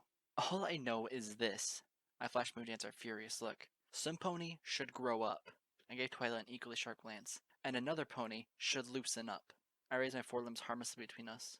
It's that easy, isn't it? Dear Luna, I marched into a stage play. Moondancer groaned. Isn't it? I growled. What have I said about saying Princess Luna's name in vain? Twilight snapped past me. Will you ever stop being my mother for just once? Moondancer returned just as venomously. I remember your mother very well. She practically spoiled you, and yours smothered you. I was taught what it meant to become a disciplined scholar. I was shown what it meant to embrace life. Girls, please. I gulped. I shivered. And yet this heated debacle was slipping faster and faster from my trembling hooves, from my breaking heart. Just calm down. You are such good friends. Ma'am, Mrs. Cakeling hushily whispered to me, I don't really think you're helping this any. I sweated. I convulsed. I glanced out the corner of my eyes. Every pony in the room was looking past me, through me, their eyes locked on the only two souls that mattered, the souls that were just about ready to tear each other to bits. And it was then that I realized, like a cold blanket of ice being draped over my insides, far more chilling than any curse that could have affected me. I realized that Twilight, Moondancer, and I were the best of friends in our fullhood. We had our ups and our downs, but somehow our bond kept going strong. Twilight's seriousness was an opposite balance to Moondancer's carefree spirit, but that balance had a fulcrum. Whenever Philly's dressed as Celestia or Luna would come to odds, Starscroll the Bearded was always magically there with his well-placed wisdom to talk some sense back into the Royal Sisters. But this was different. This was Ponyville. These friends of mine were mere shadows of a brilliant childhood, cast by a glowing innocence that was now as mysterious and incorporeal as the forgotten nightlights that had once lined my bedroom in another lifetime, in another world, in another universe. This was Ponyville, and I was not there. I was not there. Oh, dear Celestia. Please, I stammered, my lips fighting to remain as steady as my lungs. Twilight, Moondancer, listen to me. They didn't. How could they? Who was I? You never grew up, Twilight shouted. You're just the same silly fool who always wanted her way. I don't know how I ever tolerated your craziness when I was little, but I sure as hey don't need it now. You're still the same stuck-up smarty pants who always got her way, Bunitsa held back. Shiryu Corner shook us with a million earthquakes, and I was the only one who felt like collapsing. Quite frankly, I pity you. All of those years you could have enjoyed yourself, and instead you enslaved yourself to books and ancient magic tricks and all the dusty tomes of ponies long dead. At least I was making something of myself. What were you doing in your time? I was doing what you should have done long ago, Moonita exclaimed. I was going outside. I was making friends. Hey, I have friends too. It may have taken me longer, but I learned how to open up. At least I found my friends the hard way, Moonita said, her face briefly quivering as if it was from a labor pain. I went out into the world. I took risks. I made mistakes, sure, but I'm a better pony because of it. Can you say the same? Well, can you? Bunitzer glared. You're so big on learning, so tell me how come you can get wonderful things so easily and then pretend to tell yourself you're smarter from it? What are you even going on about? Twilight exclaimed breathlessly. Oh, please. Not all of us make friends because it's a magical connection to the elements of heaven, harmony, whatever. If I were you, Twilight, I wouldn't begin to judge others on friendship after receiving my companions as a consolation prize from the fates. There was a thunderous sound. Twilight's nostrils flared as she slapped both hooves atop the table, rattling Moondancer's letters to the floor. That's it! Leave! Excuse me? Moondancer chuckled incredulously. You heard me! Get out of here! Twilight was shaking all over. Her voice was cracking as moisture collected in the corners of her eyes. I don't want you anywhere near my friends. Oh ho! Moondancer paced coldly around the table, dramatically tossing her mane. How dare I trounce upon Twilight's holy stomping grounds, the sacred soil of Ponyville? Did you earn this place as easily as you earned your friends? If so, then no wonder this town needs a study course in sorcery so badly. Who would have thought the element of magic had such a hollow spark to it? Just... Twilight was hyperventilating, her face pale as she stared blankly through the table. Please leave. Come on, Twilight, Bunitza growled. Her eyes were aflame. You're smarter than this. Look at the big picture. She gestured wildly towards the surroundings. Over a year spent practicing the same old magic and the same old incantations in the center of some stuffy library in Ponyville. Her face briefly retched before she hissed. You haven't learned diddly squat about friendship. The only reason Princess Celestia accepts all of the inane letters you send to her is because she coddles you. She always has. Equestria's most gifted magician might flank. You silly, misguided child. Bright lavender light flared in the center of the eatery. Ponies gasped and flinched.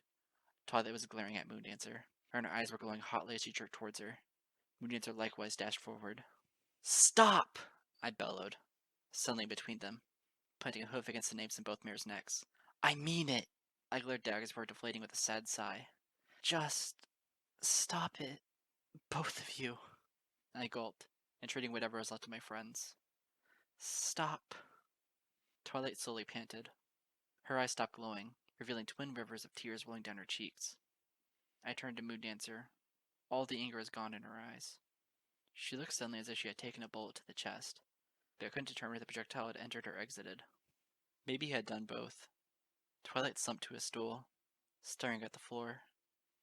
Moondancer shuffled about, before running a hoof through her mane, turning around, and trotting defeatedly out the exit of Sugar Corner. Every pony was quiet. I could hear their heartbeats like crickets in the distance, becoming one with the very wall that was gradually shrinking away from me and where I stood. I wonder if this is how the end of every battle feels, when the violence is over and every side realizes that nothing could have ever been won, because there can never be victory in collapse, only heartache. I tried to ignore the ghostly sounds of Moondancer's shuffling hooves as she left. I even did my best to ignore the choking gasps of Twilight's quiet sobs as she hung her face in a pair of hooves. The only thing that shook me out of my stupor was the sound of Mrs. Cake's hoof trots, as the noble mare walked silently away from the eye of the dissipated storm, reminded me just how lonely and ineffectual I was, and how it would forever be. Then, the shivers returned. The cold chills dragged me out of Ponyville, down dirt paths through the woods, and into the rattling shell of my wooden cabin. As soon as the door shut behind me, I couldn't stop moving. I couldn't stop pacing. I couldn't stop panting. I spun circles in the room. I felt like my beating heart was going to leap out from my eyes. I gnashed my teeth and paused before the hearth, leaning my horn against the brick-laid fireplace. The whole world shook, wobbled, and then bowled. Some pony was screaming. I watched in a lurch gasp as my saddlebag was tossed against the wall. Musical instruments fell in a rain of noise and chaotic crescendo. A flute shattered in half, and a violin splashed in a spray of wooden splinters. I trounced through it. I kicked the pieces everywhere. The pieces of me. The parts that could still make noise. And all of it yelling. The air tasted of blood, sweat, and phlegm. There is no scent sweet enough to mask the decay of childhood. I hurled myself into the bloodless woundless and forsaken corpse, and I found my cot waiting for me beneath it all. I curled up on it, hugging my limbs to my chest so that I could stop destroying everything left in my cabin that was still beautiful. A shower of dust and music sheets was raining down on me, sprinkled with the flavorless notes of ice-cold elegies, the only things that bothered to be my companions anymore. I didn't realize the truth until the 10th heavy blink of my eyes. Yet again, the tears would not come when I wanted them to. There was nothing left to warm me. That's how I knew that I was as cursed as I always imagined myself to be. It wasn't until then that Luna's dagger truly started digging into my back. It was enough to see a strange town like Ponyville live and die around me. What I didn't need, what I had never asked for, was for Moondancer to arrive and show me just how much my legacy had died, just how so much of it would stay dead, and just how much everything I'd once treasured would never be so pristine again, and all because of one pathetic, missing factor. And that missing factor was me. I ran my hooves over my head. The cold was once more unbearable. As always, I wished it would take every waking nerve from me. And yet again, my wish remained unfulfilled. No single pony is insignificant. Every life is a cornerstone to some unimaginably epic monument. When a pony dies, the entire foundation collapses with her. There are beautiful tragedies happening every day. Gigantic masterpieces of love and beauty that collapse between every waking blink. Very few ponies are cursed to bear witness to such holocausts. I was one of the few. In fact, the only one. I had been hopeless for so long. But now, and only now, I had become friendless. I shuddered and buried my face into my sheets as I tried to remember what their laughter sounded like. No, this was not a blessing. "It's a good thing you came to me for practice, Miss Heartstrings," Twilight Sparkle said, her voice droning. She paced slowly around me in a silent shuffle. "A protection spell takes careful concentration to master. It's not something that a unicorn can so easily learn, on our lonesome." I had no problem concentrating. I stood in the center of the library, easily erecting the green dome of translucent energy above me. As I performed the buffer, I preoccupied myself with another problem entirely. The true reason for me coming here. "You look like a pony who's learned many things on her own, Miss Sparkle," I carefully murmured from where I meditated. Her nostrils flared slightly. Her face was cold, deadpan, and heavy. Her eyes swam across the floor as she trotted towards the convergence of soft shadows. I suppose I've always had a singular gift for sorcery. She gulped and continued. But I've always believed that one's connection to the realm of magic means nothing if one doesn't maintain attachments in this plane. She came to a stop, her hooves scratching against the wood as she blinked into space. Such attachments are a worthy challenge, she gnawed on her lip. I almost ignored my protection field entirely, as I stared across the dim library at her. She appeared as one with the streams of dust dancing in the afternoon light from the nearby windows. If I may be so bold, Miss Sparkle, I tried to smile. I swore I looked sadder than her. I know I'm just a student here and now, but you appear as though you've had enough challenges as of late. Twilight blinked. Slowly, she glanced aside at me. One doesn't master magic without struggle, Miss Heartstrings. Yes, I said with a nod. But is magic everything? She opened her mouth to respond. She lingered, fidgeting. Finally, she blurted. It's easier. Magic, that is. I used to think it was everything. She stifled a weak sound coming from her throat. There was something blissful and simple about those days that I spent alone, studying, pouring my way through tome after tome of enchantment theory. I don't know if you can understand, but lonesomeness isn't all that bad if lonesomeness is all you know. I couldn't help it. My protection field dissolved right then and there. I no longer feared the eighth elegy. Oh, Twilight, I began with a pained murmur. But before the stranger could so much as trot towards her, there was a knock on the door. Without thinking about it, Twilight spoke to the air. Come in. When she came into the library, I was just as shocked as Twilight was. It had been 2 days since the incident at Sugarcube Corner, and yet their Moondancer was in the flesh. She didn't give Twilight the opportunity to utter any protest. I couldn't leave. Not yet. I just needed to... She stopped, blinked, then gazed my way. There wasn't a single hint of a smirk on Moondancer's lips. I was fondly looking into the face of a perfect stranger. Oh, excuse me. No, I jolted. I had learned by now the true value of being more invisible than a shadow. This whole visit felt like a mistake waiting to happen. I think I needed to be around Twilight more than she needed to be around me. But now, with Moondancer here, I'm the one who needs to be excused. Twilight turned to squint at me. Miss Heartstrings? I should have mentioned it earlier, I said with a hollow chuckle while sliding my body through my saddlebag. But I have a music lesson scheduled in 2 hours. Mrs. Hooves' kid. What's her name? Disney? Dinky? Yes, her. Child prodigy, that fool. But I gotta teach her the fine art of, solo flute blowing. Thank you for your time, Miss Sparkle.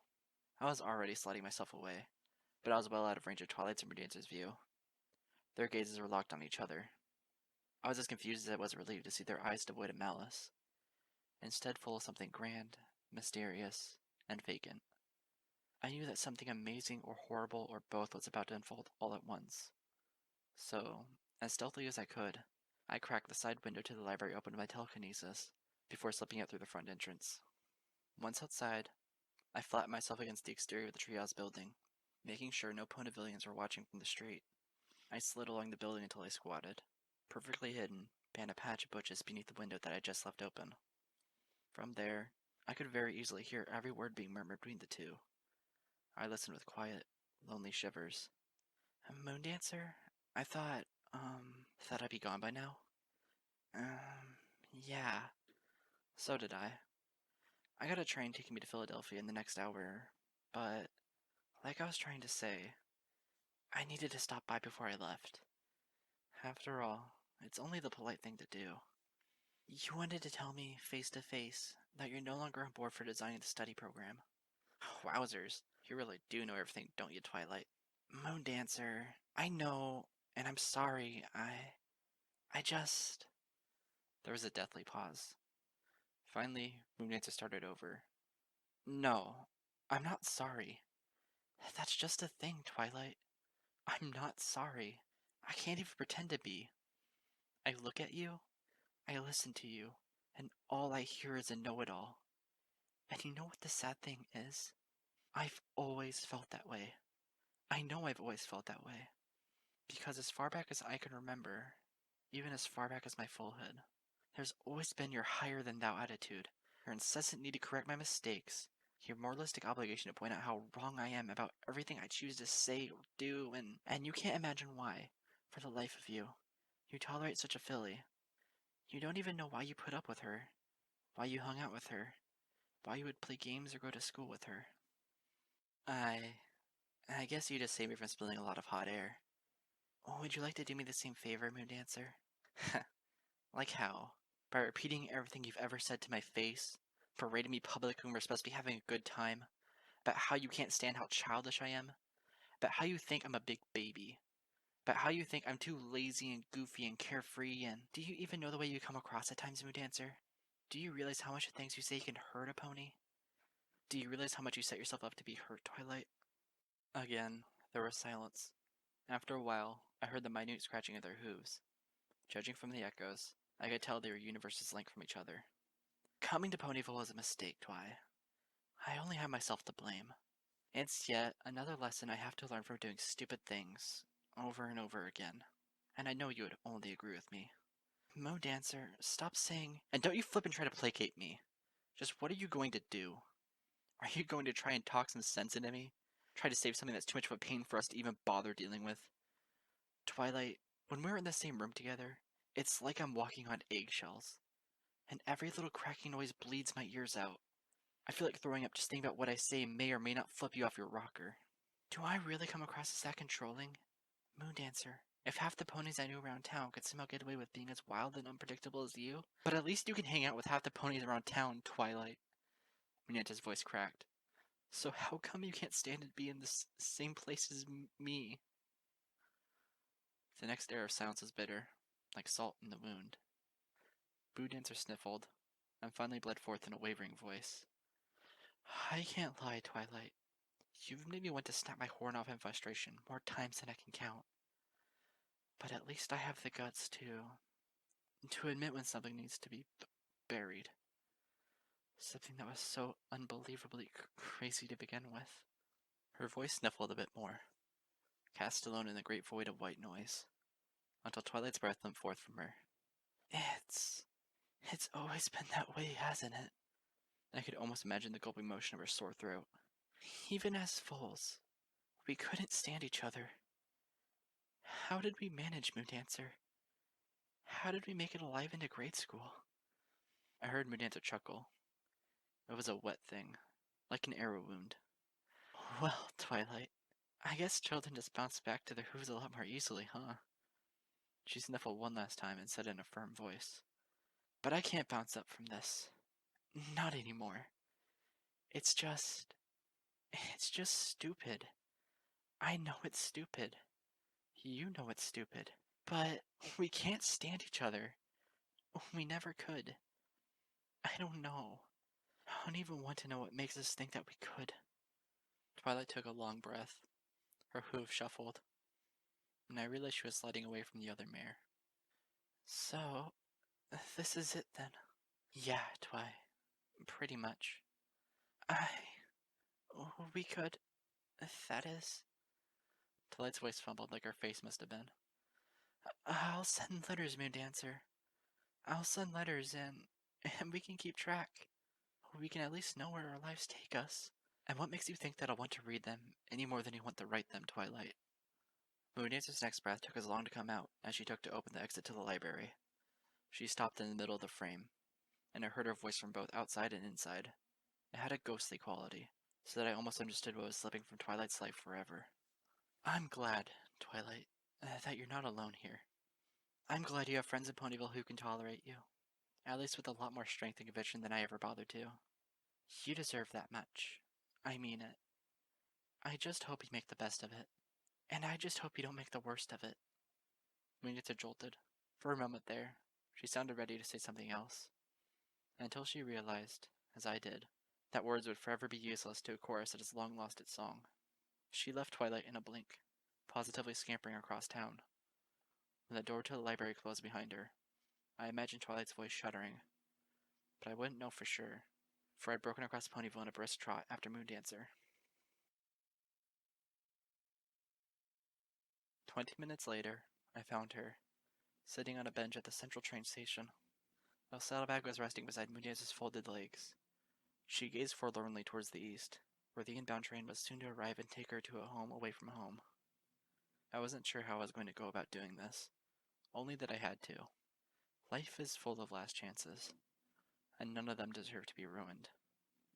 As always, I worked my mind on the go, so that by the time I arrived at her side, I was uttering, "So, you're headed to Philadelphia?" She blinked. She gazed up, and the smile that graced her face was familiar, but hollow. "Yep, a city of brotherly lope. As in, oh brother, I am tired of loping around this town." She sighed heavily and ran her hooves over her face. "Ugh, do forgive me.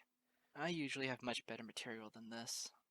"Not like any ponies throwing bits at you," I shrugged, and squatted down on the bench at a liberal distance from her. "I'm headed to, Manhattan, myself. I always wanted to find out if the Big Apple was edible." "I've been there myself. That city's full of something, alright," Moondancer muttered, staring off towards the eastern horizon. "But I assure you it's not applesauce." I ran a hoof through my mane as I stared in the same direction as her. My heart pulsed painfully, fearful that her train would show up at any moment. "I envy you. I've got several hours to wait. Good thing the Philadelphia-bound train is almost here." "Oh yeah? Why? You look as though you could collapse any second.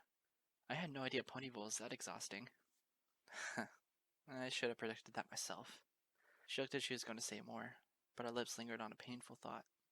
I gazed softly at her, at her white coat, at her lavender eyes and scarlet mane.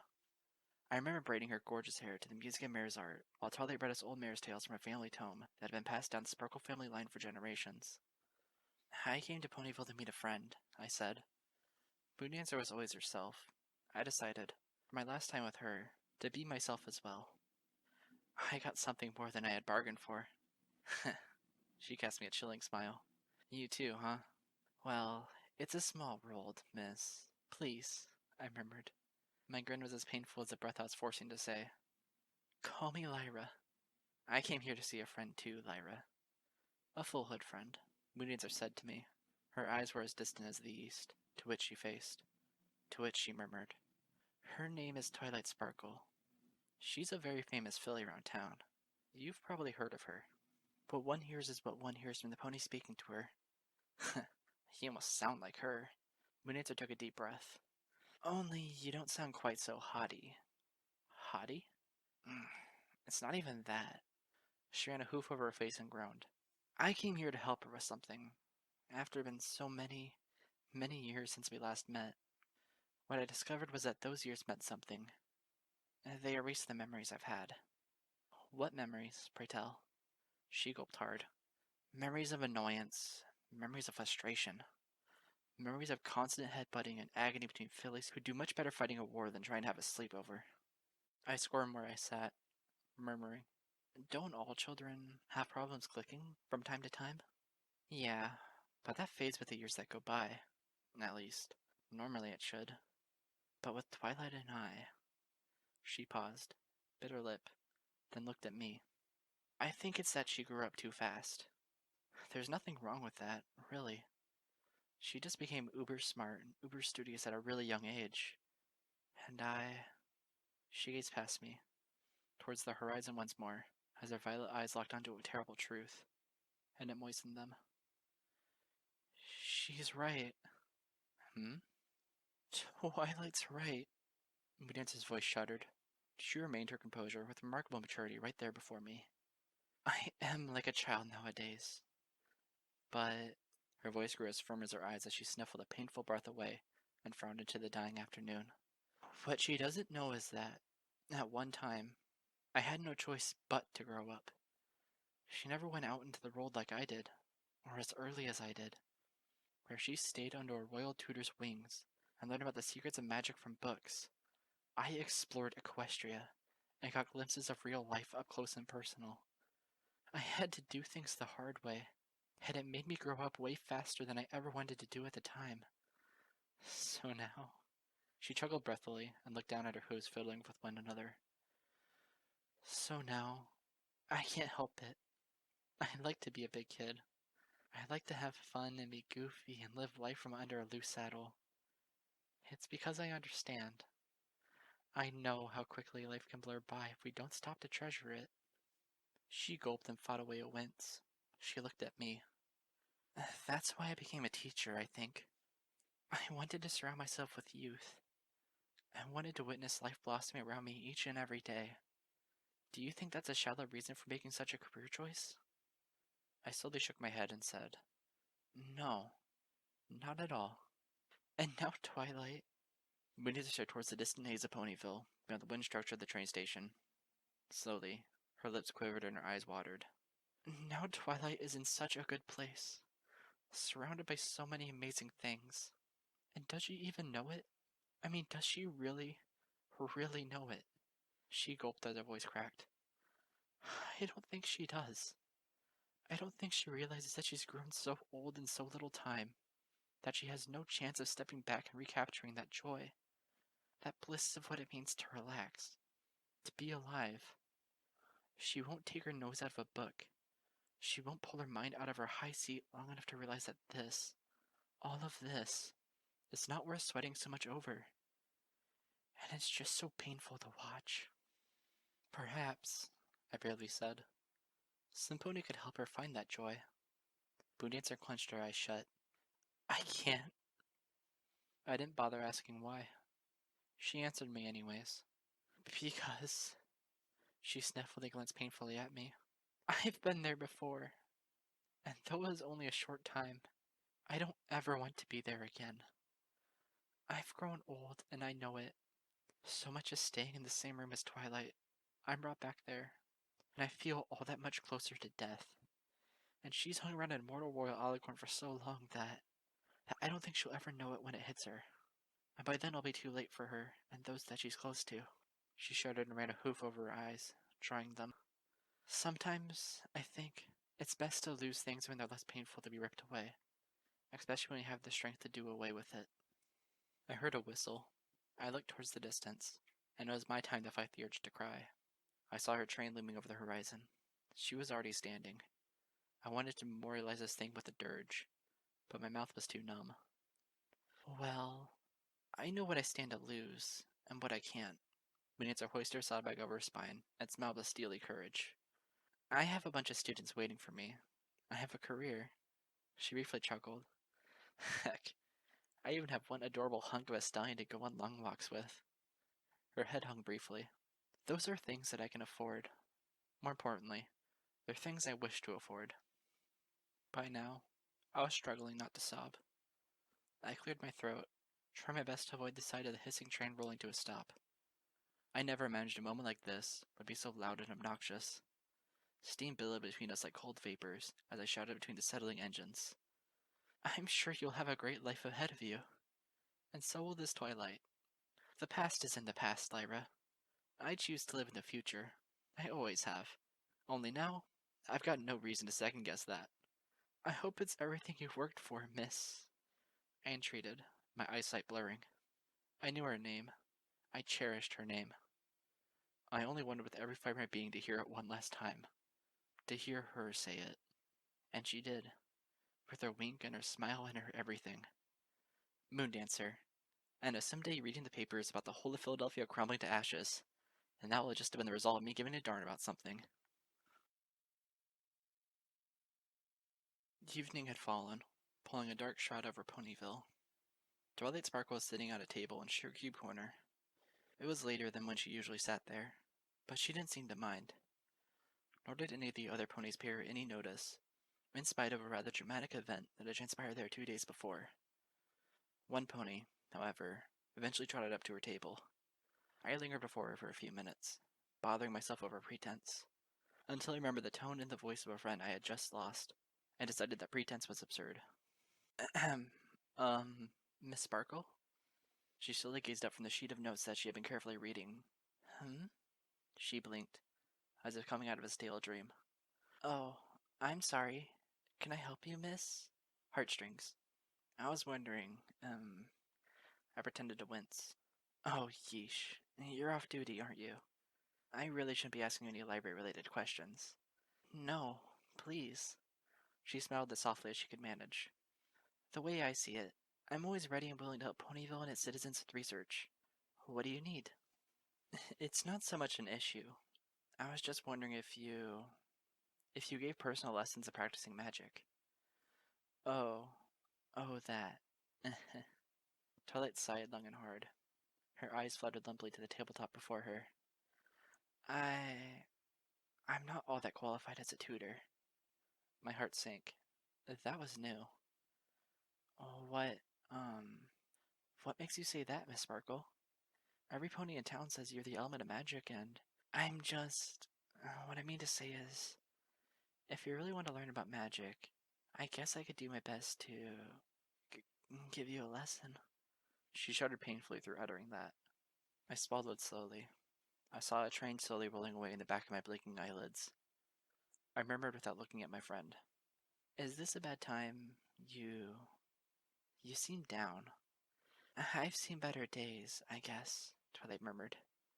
But you don't need to worry about any of it. That was it. I smiled at her. I gave her a soft expression, entreating. Who said I was worrying, Miss Sparkle? She gazed up at me. Her eyes twinkled with a foolish need, and then returned once more to an adult gaze. Nevertheless, something soft and genuine slipped through. I just finished saying goodbye to one of the best friends I've had as a foal. I had asked her to come visit me and assist in putting together a local study program. And for the past few days, we spent every waking moment blowing up at one another. I was never so... She shook her head as her pained eyes danced over the floor. I don't remember ever rubbing her the wrong way so much. Or any pony for that matter. It's as if all those times we got along together as foals never happened. I slowly sat across from her and folded my forelimbs atop the table. Perhaps time changes us for the worst. Twilight gulped and shook her head. I don't believe that for 1 second. I think that we're always essentially who we are, from start to finish, even if we have varying degrees of expressing it. This friend, or this mare that I thought was my friend, she must have always been my foil. I simply didn't realize it until now. She gulped and hung her head with a sigh. I just feel so foolish. I gave her a sympathetic look. Bad breakups happen. I wish you wouldn't feel bad about it. That's just it. I don't. Don't what? She looked up at me. I don't feel bad about it. She gulped and her eyes darted aside. That is, I don't feel bad about her being gone from my life, as much as I feel bad about having lost something so easily. It's as if... She gnawed on her lip. I stared at her. What, Miss Sparkle? She murmured limply. It's as if something is missing from my life. There's a great hole, Miss Heartstrings. There's always been a great hole. And Moondancer, this mare, she and I somehow danced around it. Somehow ignored how utterly and completely incompatible we were as best friends forever. And all these memories I have, all these happy memories, suddenly they mean absolutely nothing to me. She shook briefly as her eyes twitched.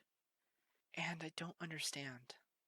In spite of all of my years of learning, in spite of all of my practice and logic, I just don't understand what went wrong. I fumbled with my hooves, tracing laser circles beneath the cold lamplight in tricky corners evening hours. The stars outside started to twinkle, just like they once did outside a bedroom when princesses and sorcerers once roamed the earth. I had these two friends once, I said. Twilight quietly looked at me. They were the best companions a little filly could ever ask for. I smiled, my eyes becoming entranced in the memories afforded me by the swirling wood varnish of the table. Neither of them were alike. One was creative, but bossy. The other was bubbly, but impulsive. If you put the two of them in a giant jar and rattled it, I'd have no doubt they'd come out with both of their heads bitten off. I gulped and ran a hoof over the back of my neck as I went on. But I loved them all the same. I loved the way their voices sang in the air as we trotted through town. I loved how bizarre and dramatic our games of pretend would be because neither one of them would ever think of the same thing. Every day I spent with them was a moment to remember, to cherish, to carry with me into the minefields of adulthood. I took a deep breath and sat back in my seat, clutching my hoodie sleeves as I eyed the dusty ceiling beams of the eatery. And then, I swallowed. And then we grew up, and we spread apart, We each studied our own schools of unicorn arts, ultimately choosing separate careers. And one day, a long time after we were young enough to get away with putting on toy tiaras and braiding our manes while singing nursery rhymes, we attempted a reunion. It was the worst thing we could have ever thought of doing. Too many years had gone by, and we had grown so old and so serious that whatever glued us together in the past was gone. My companions were as bright and remarkable and intelligent and witty and beautiful as ever. They were the same essential creatures of happiness that they were birthed into this world to be. But, sadly, our friendship just couldn't last. And do you know why, Miss Sparkle? Why? She leaned forward, her mouth agape. Why couldn't it last? Because friendship is like a song, I said quietly. Its disparate melodies and chorus can be the most enchanting things to ever light the air. I slowly tilted my head down.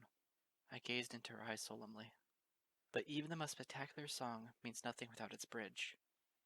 It falls apart. It loses cohesion. It's anything but harmonic. Beautiful things will always be beautiful things, but they're not always destined to remain so together. Twilight's jaw tensed. She avoided my gaze. For a moment there, I felt like she was drawing away faster than the train that had carried Moondancer. I knew what needed to be said next. I leaned forward and rested my hoof on one of hers. Look at me, Miss Sparkle.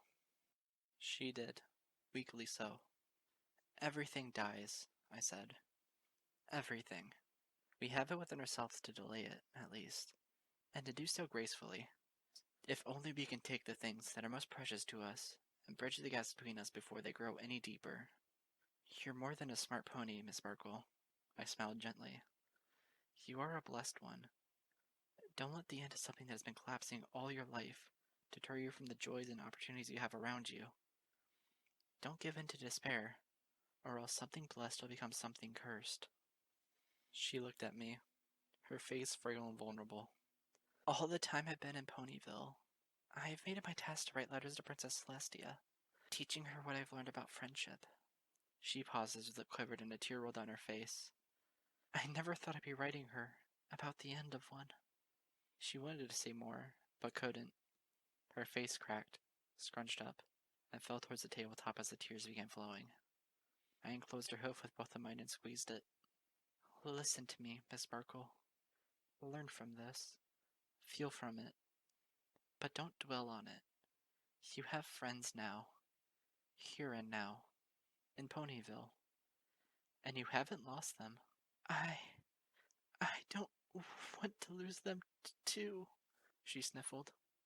Then seize the moment. Think of the future. My eyes were dry, unlike hers, but I no longer felt angry over it. I smiled with the devilish charm of a teacher who would find wisdom in pranking students and fattening infant dragons. Be alive while you can, with the friends you have to share it with, and maybe you won't have to worry over writing about the end of anything anymore. My speech was interrupted by a breath of vapors. I gasped, leaning back and covering my mouth. With wide eyes, I looked out the window. The moon was shining high in the fallen shroud of night. My teeth chattered as I hugged myself. No. Please, no. Not now. I heard a ringing sound behind me. I glanced over my shoulder. Rarity was marching in a cube corner. Her mane was frayed from a long day's worth of sewing unknowable lengths of fabric. She yawned, at least in as ladylike a manner as she could afford to, before telekinetically stringing a blue scarf around a coat rack. Oh, good heavens! What a strenuous day. Oh, Mrs. Cake! Please do tell me it's not too terribly late to order a mint souffle. I winced through layers of cold. I gnashed my teeth, shook my head, and desperately whimpered in Twilight's direction. Miss Sparkle, please, hear me out. Don't forget about... I looked up. She was gone. Twilight? I stammered. I looked every which way. I sensed a shadow blindly gliding past me. I spun around once again. My heart skipped a beat. Twilight was walking across Sugar Cube Corner, and she was trotting directly towards a friend. Good evening, Rarity. Twilight. Oh, just the mirror I wanted to see. Rarity stifled a giggle as she leaned against the cake counter, fluttering her eyelashes. You will never believe this dress I was ordered to make for Sapphire Shores today. I mean, she's usually a pony of remarkable fashion, but lately she's developed something of a terribly garish taste, and... She stopped in mid-speech. Her face paled twice over as she glanced with wide blue eyes at her companion. Why, Twilight, you look positively awful. Whatever is the matter? Twilight glanced up, trying to smile. Her cheeks were moist with fresh tears. I was just wondering if you... Twilight, darling. Rarity rested a hoof on Twilight's shoulder. Speak to me. Is everything all right? At that, Twilight caved. Twilight melted. Her legs buckled as she nearly sunk to the floor. No, everything's not all right. She hiccuped down to sob and covered her face with a shaking hoof. I really need a friend to talk to right now. Before Twilight could fall, Rarity was there to catch her, to hold her. The two huddled together in the front of Sugarcube corner. Rarity nuzzled her friend, absorbing every shake and whimper with a gentle hug and sweet smile. Shh, there, darling. Let it out. Then you can tell me all about it. From across the room, I swiveled in my seat and clutched my forelimbs to my shivering chest. I felt happy and nauseous all at once. There is no simple way to describe what it means to give up something you've cherished all your life. But some things are best to tear away sooner than later. My smile was merely a practical thing. It carried me past Twilight's blissful release, out of Sugarcube Corner, and into the loyal embrace of night. My, Star Swirl, Twilight utters from where she sits on the edge of the patio chair. The sun-glinting rooftops of boundless Colonel apartments loom in the distance. What an amazing instrumental you performed in our honor. I almost think of calling it Equestria's national anthem. It could have used more drums. Moondancer manages to say we're making a juvenile raspberry with her tongue. Luna, Twilight gasps. How unbecoming of a princess. I thought we were going to go hunting after dragons. We will once we read Equestria of the Changeling plot. Changelings are stupid. Let's go smack some dragons around. Not until after Starswirl is done with our song. Actually, girls? I stopped playing the xylophone briefly. Don't you mean your highnesses? Moondancer does a mock courtesy and rolls her eyes at Twilight. Lyra, you're supposed to stay in character. I clear my throat and twirl the xylophone sticks in between my hooves. No, really. I kind of sort of made the song for the both of you. Moondancer blinks. Really? You mean this isn't pretend? Twilight jumps down from her high seat. A song? For us? Really? I giggle. Why not? I feel like singing every time you're both around. You hear that, Twi? I make her want to sing. Nuh-uh. She says we want to make her sing. Oh, yeah? Hey, I squeal briefly, sitting up between them. This isn't singing. Do you want to hear the song or not? Moondancer fiddles with her hooves. Did you really make something this pretty just for us? I smile at her. Yes. I look at Twilight. And yes, 'cause you're both fun and cool and stuff. Twilight's face crunches in perplexion. But you're always Star Swirl the Bearded. And you're always having to bark at us like a dog, Moondancer says. At that, Twilight giggles. And she does too. Maybe I don't hate it, I shrug. Maybe I like being Star Swirl the Bearded all the time. Both girls stare at me, then at each other. Joined as one, they chirp. You're weird. They poke their hooves into me and lean against each other, laughing. I giggle. I revel in the attention. I revel in them. So, how about it? Want to learn the words I wrote? Sure, Lyra. How does it start? Well, like this. I start plucking the xylophone keys, one after another, in charming awkwardness. Best friends sing together forever. Best friends sing together forever. They both let loose in a purposeful, uncoordinated caterwaul. Guys, I pout. You're not supposed to shout it. I blush and smile. But we are supposed to do it together. Okay. Sure thing, Lyra. Ready? Best friends sing together forever. We practice. We sing. We hit some notes. We miss some others. The day wears on from gold to red to purple. And no matter how many mistakes we make, we are harmonious. We are together. Under the stars, with the hushed breath of the forest as my cadence, I sat on the patio of my cabin. I had my lyre in my hooves. Without looking, I telekinetically toyed with the strings. The aged skin on my brow furrowed under a dim green glow as I sought the notes to a song of little Philly had once composed so many years ago, when warmth was something that could be tasted. As I performed the ancient tune, my melody reached into the future in a desperate bid to bridge the darkness around me.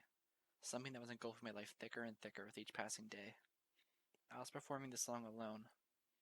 It occurred to me that, perhaps, I had always been from the beginning. Twilight, Moondancer. As long as I am alive, I shall do the remembering for all of us. Our friendship will never die.